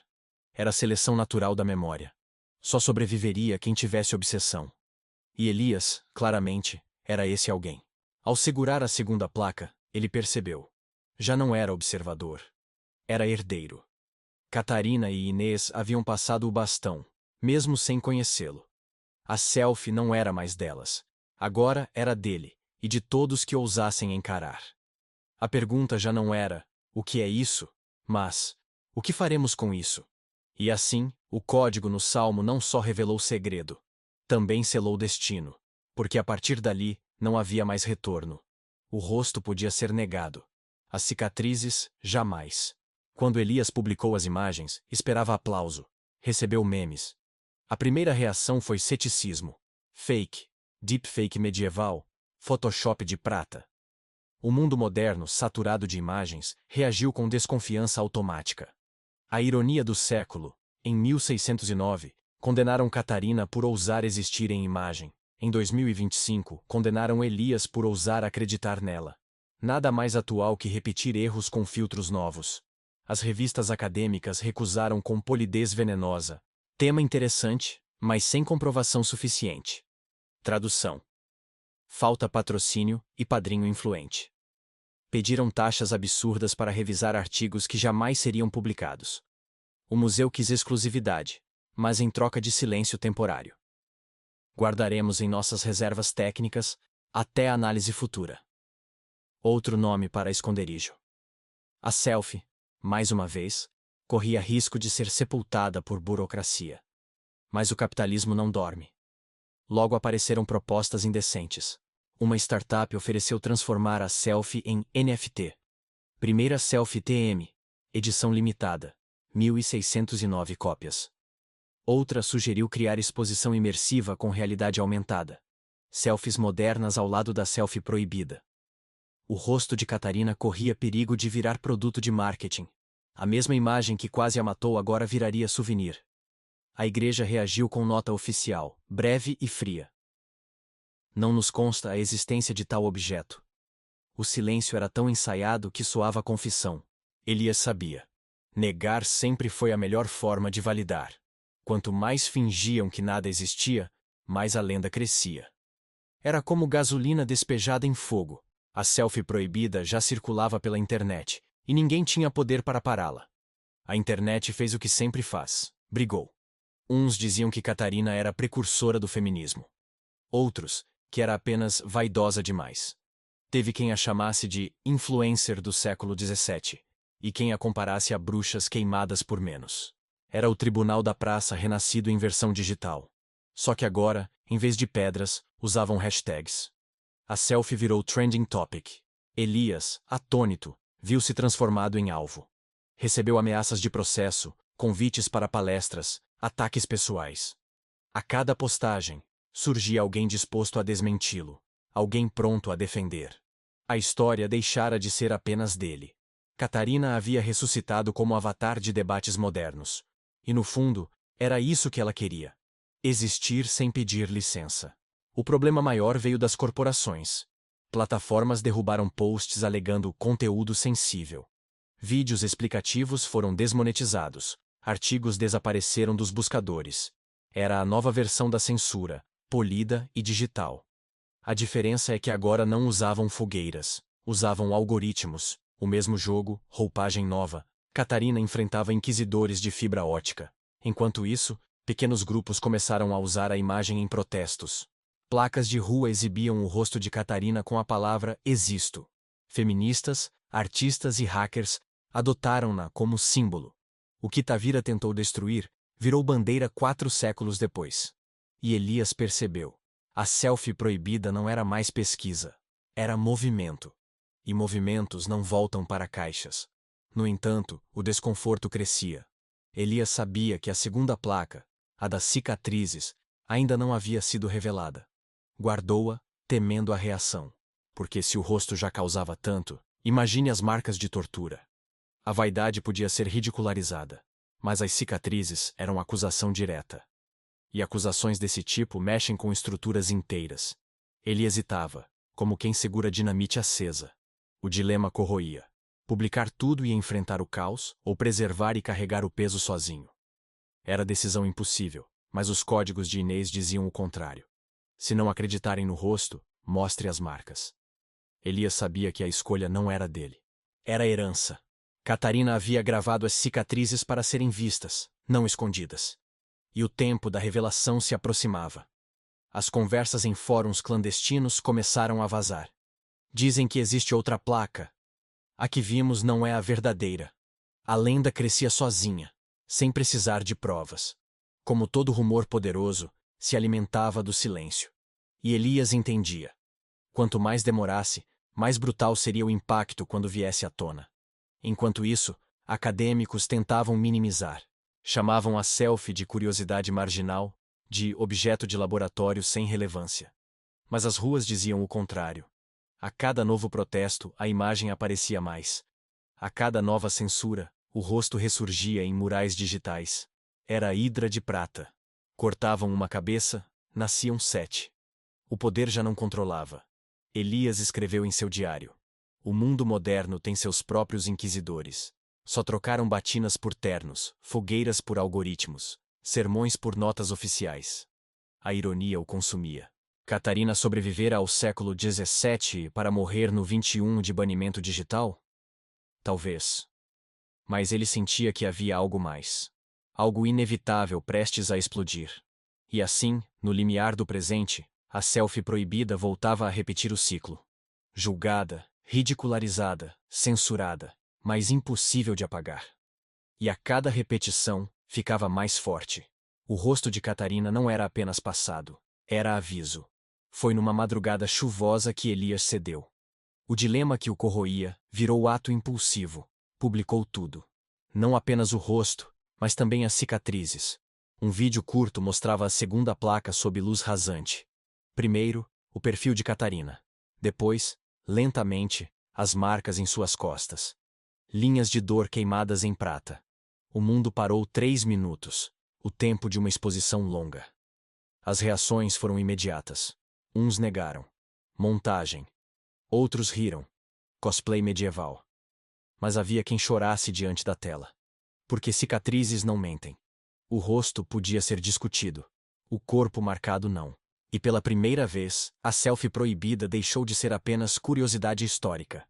Virou testemunho brutal de violência. A censura, enfim, mostrava seu verdadeiro motivo. Redes sociais explodiram. Hashtags emergiram em dezenas de idiomas. Existo, escrito em cartazes digitais, se espalhou como vírus. De memes debochados a análises acadêmicas apressadas, todos tinham opinião. E como no julgamento na praça, ninguém permaneceu indiferente. O mundo inteiro virou plateia do tribunal que Catarina nunca teve. Elias não dormiu naquela noite. Recebeu ameaças, convites, convocações. Empresas de mídia queriam exclusividade. Advogados batiam à porta com notificações. A igreja lançou comunicado evasivo. Não comentamos documentos não verificados. O silêncio, mais uma vez, soava como confirmação. Os inquisidores digitais já estavam de volta, agora vestidos de CEOs e moderadores de plataforma. O vídeo foi derrubado em questão de horas. Mas, como sempre, já era tarde. Cópias multiplicaram-se em servidores anônimos, em torrents, em fóruns obscuros. A imagem das cicatrizes já não pertencia a Elias. Pertencia ao mundo. Catarina, 400 anos depois, havia se tornado impossível de calar. Os debates inflamaram. Alguns chamavam-na de santa, outros de herege. outros de precursora feminista. Havia até teorias conspiratórias, que a selfie nunca existiu, que Elias inventara tudo para a fama. Mas cada desmentido era apenas gasolina. Porque a dúvida, quando viral, é mais perigosa que a certeza. Catarina, mesmo morta, continuava moldando narrativas. Em cafés universitários, discutia-se a técnica. Impossível sem conhecimento químico avançado. Coincidência. Fraude. Enquanto isso, nas ruas, o rosto e as cicatrizes eram pintados em muros. O povo já não queria saber se era possível. Queria apenas carregar o símbolo. E símbolos, uma vez soltos, não voltam para caixas. Elias, cansado, escreveu em seu diário: Não fui eu quem revelou. Foram elas, Catarina e Inês. Eu só fui correio. E tinha razão. Porque o impacto do vazamento não estava em sua decisão. Estava no fato de que a imagem carregava urgência própria. Era como se tivesse esperado séculos para explodir exatamente agora. As plataformas seguiram tentando conter. Derrubavam links, bloqueavam contas, apagavam vídeos. Mas cada banimento gerava nova onda de interesse. O que não querem que vejamos? Perguntavam. Era o mesmo ciclo da Inquisição, repetido em alta velocidade. A selfie proibida se tornara hidra digital. Cada corte gerava novas cabeças. Acadêmicos tentavam retomar controle. Organizavam simpósios, escreviam artigos, davam entrevistas. Mas a narrativa já não estava nas mãos deles. Estava nas ruas, nos protestos, nas timelines. O rosto e as cicatrizes de Catarina se tornaram grito político, estético e social. O passado invadiu o presente como bomba relógio de prata. O curioso é que alguns começaram a vender camisetas com a imagem. O capitalismo, como sempre, engole até revolução. Mas, mesmo mercantilizada, a selfie não perdia força. Porque, no fundo, não era sobre estética. Era sobre denúncia. E essa denúncia atravessava até estampas baratas. Elias sabia que havia cruzado pontos sem retorno. Não poderia voltar ao anonimato, nem fingir neutralidade acadêmica. Era agora herdeiro público de uma heresia. E, ironicamente, o mesmo peso que quase matou Catarina agora pesava sobre ele. A selfie não perdoava. Exigia continuidade. As ameaças aumentavam. Instituições sussurravam em corredores. Inconveniente demais. Melhor silenciar. Elias percebeu que estava vivendo a mesma história com novos personagens. Só mudaram as ferramentas. O olhar de Catarina atravessava séculos, lembrando que inquisidores nunca saem de moda. Apenas trocam de uniforme. E assim, o vazamento não apenas revelou cicatrizes. Revelou também a continuidade do medo, porque a selfie não era só memória, era espelho. E quem se via nele descobria que o passado ainda respira dentro do presente. O mundo pensava que era vaidade, que a selfie de Catarina havia sido condenada porque mostrava uma mulher ousando olhar para si. Mas a verdade estava escondida na segunda placa. Não era apenas rosto. Eram cicatrizes. Marcas de chicote atravessando as costas, queimadas na prata como rios secos. Era testemunho de violência institucional. E testemunho, diferente de vaidade, não pode ser ridicularizado. Pode apenas ser temido. Elias compreendeu no instante em que a imagem viralizou. O que Tavira e Baltazar queriam apagar não era o sorriso, mas a denúncia. Porque a selfie de Catarina não dizia apenas "eu existo", dizia: "Olhem o que fizeram comigo". Era processo judicial gravado em luz. Não precisava de testemunhas, não precisava de palavras, bastava mostrar. E mostrar era crime. As cicatrizes revelavam algo que todos suspeitavam, mas ninguém ousava registrar. As penitências de convento não eram apenas espirituais, eram físicas. O corpo feminino, tratado como território de castigo, finalmente falava por conta própria. Gravado em prata, não como milagre, mas como prova material. Essa era a heresia verdadeira: dar corpo à dor. O silêncio de séculos fazia sentido. Pinturas de santos podiam mostrar martírios, desde que idealizados. Mas a selfie mostrava ferida real, sem metáfora. Não havia aura de santidade. Havia pele cortada, carne punida. E esse realismo era intolerável. Porque um rosto orgulhoso podia ser chamado de soberba. Mas um corpo ferido expunha a crueldade da própria instituição. Elias, ao segurar a placa, sentiu peso diferente. A primeira imagem parecia desafio. A segunda, acusação. Era dinamite ética. Cada linha marcada em prata gritava contra séculos de opressão. Catarina não apenas inventara a fotografia, inventara também o primeiro registro documental de tortura. E fez isso com a calma de quem sabia que não sobreviveria. A reação moderna não foi menos reveladora. Uns tentaram relativizar. Castigos da época eram comuns. Outros minimizaram. Pode ser falsificação. Mas as cicatrizes estavam ali, inegáveis, e cada desculpa soava mais frágil, porque a imagem não precisava de legenda. A dor gravada em prata falava sozinha. E o silêncio que seguiu foi mais eloquente do que 1000 teses acadêmicas. No fundo, Tavira tinha razão em temer, porque a selfie de Catarina não era só tecnologia. Era denúncia contra o monopólio da verdade. Se a igreja decidia o que era memória, Catarina rasgava o contrato. Dizia: vocês podem bater, podem queimar, mas eu vou mostrar. E mostrar é o verbo que mais assusta qualquer poder. Baltazar, em seus relatórios, chamou a imagem de abominação óptica. Mas o termo era máscara. O que ele realmente quis dizer era prova incômoda demais. A selfie com cicatrizes era como ata notarial impossível de contestar, e por isso precisou ser enterrada. Não se queimam apenas ideias, queimam-se provas. Elias, no presente, percebeu a ironia. Passaram séculos chamando mulheres de histéricas, de mentirosas, de exageradas. Mas Catarina havia registrado sua dor em prata. E agora, 400 anos depois, ninguém podia fingir que era invenção. As marcas estavam lá. Frias, objetivas, imortais. Era a vingança perfeita. As ruas reagiram.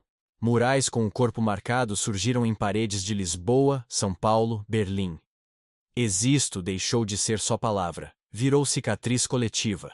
Artistas refaziam as linhas em grafite vermelho, transformando denúncia antiga em protesto moderno. O que antes era segredo em convento agora era bandeira em praça. Acadêmicos, acuados, tentaram se reposicionar. Se for autêntica, muda toda a história da fotografia. Mas o público já não queria apenas debate técnico. Queria justiça simbólica. Catarina não era só pioneira da fotografia. Era pioneira da denúncia visual. E essa segunda invenção era ainda mais perigosa. O Vaticano, pressionado, emitiu nota ambígua. Respeitamos todo o sofrimento humano. Mas o silêncio sobre o objeto foi ensurdecedor. Ninguém queria tocar no assunto, porque admitir significava reabrir feridas que nunca cicatrizaram. E cicatrizes, uma vez expostas, não se fecham de novo. Elias sabia que estava em perigo. Mensagens anônimas avisavam: cuidado com o que publica. Mas já não havia retorno, porque a verdade, uma vez vista, não volta a ser invisível. Catarina gravara seu corpo para que, um dia, alguém tivesse coragem de mostrar. E Elias era apenas mensageiro desse pacto. No fim, ficou claro.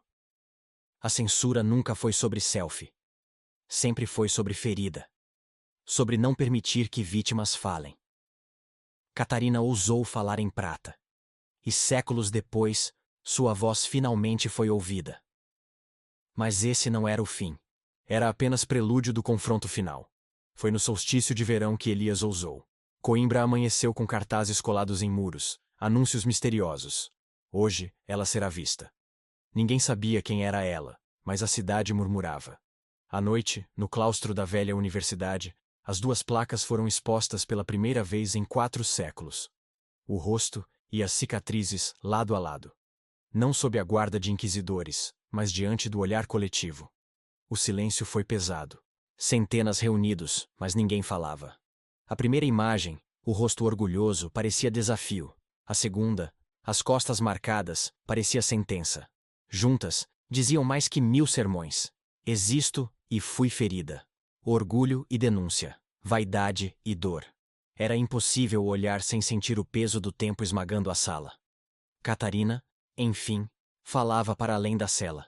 Elias não discursou. Não havia o que dizer. Apenas acendeu vela ao lado das placas e se afastou. A luz tremeluzente atravessou a prata, projetando sombras nos arcos do claustro.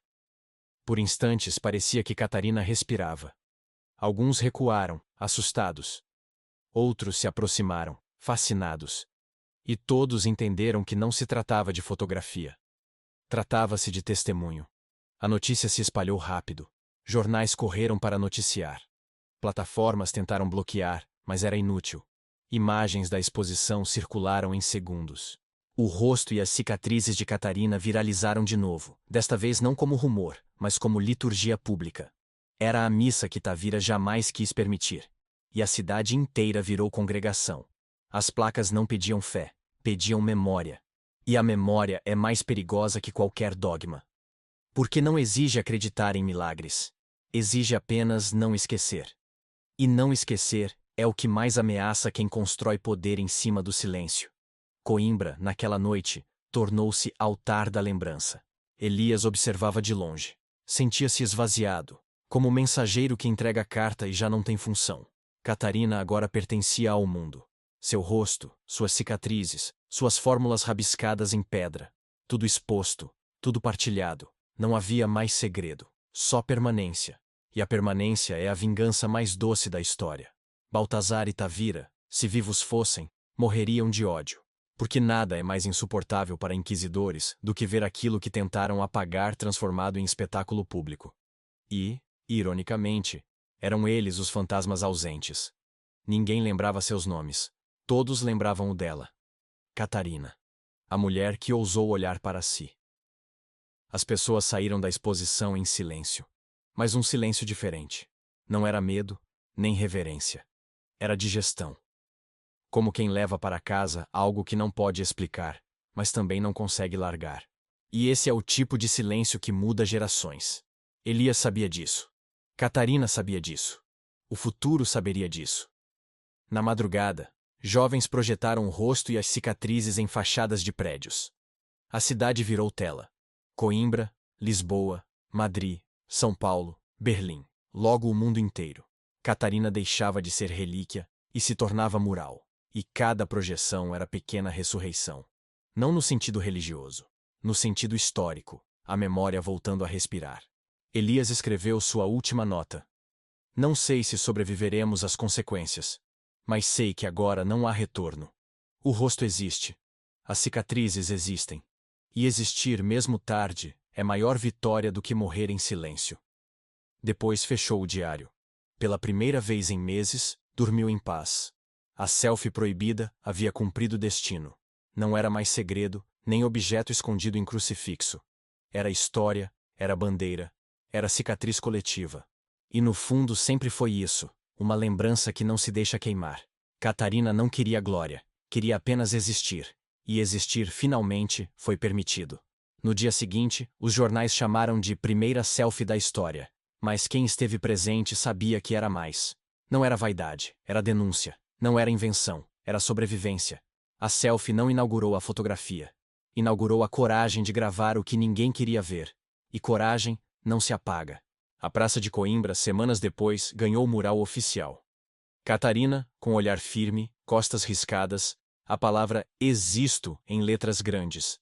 Não como marca de propaganda, mas como memória pública. O que Tavira tentou enterrar, a cidade transformou em parede eterna. E paredes, como sabemos, falam. No fim, ficou a lição. Censura nunca destrói. Apenas atrasa. O que é silenciado hoje, explode amanhã. E Catarina provou isso em prata, em cicatriz e em fogo. 400 anos de silêncio não foram suficientes para calar um rosto. Porque rostos, quando querem existir, sempre voltam. Sempre. O fim não é o fim. A selfie proibida não morreu no convento. Morreu o corpo, ficaram as marcas. Ficou o olhar.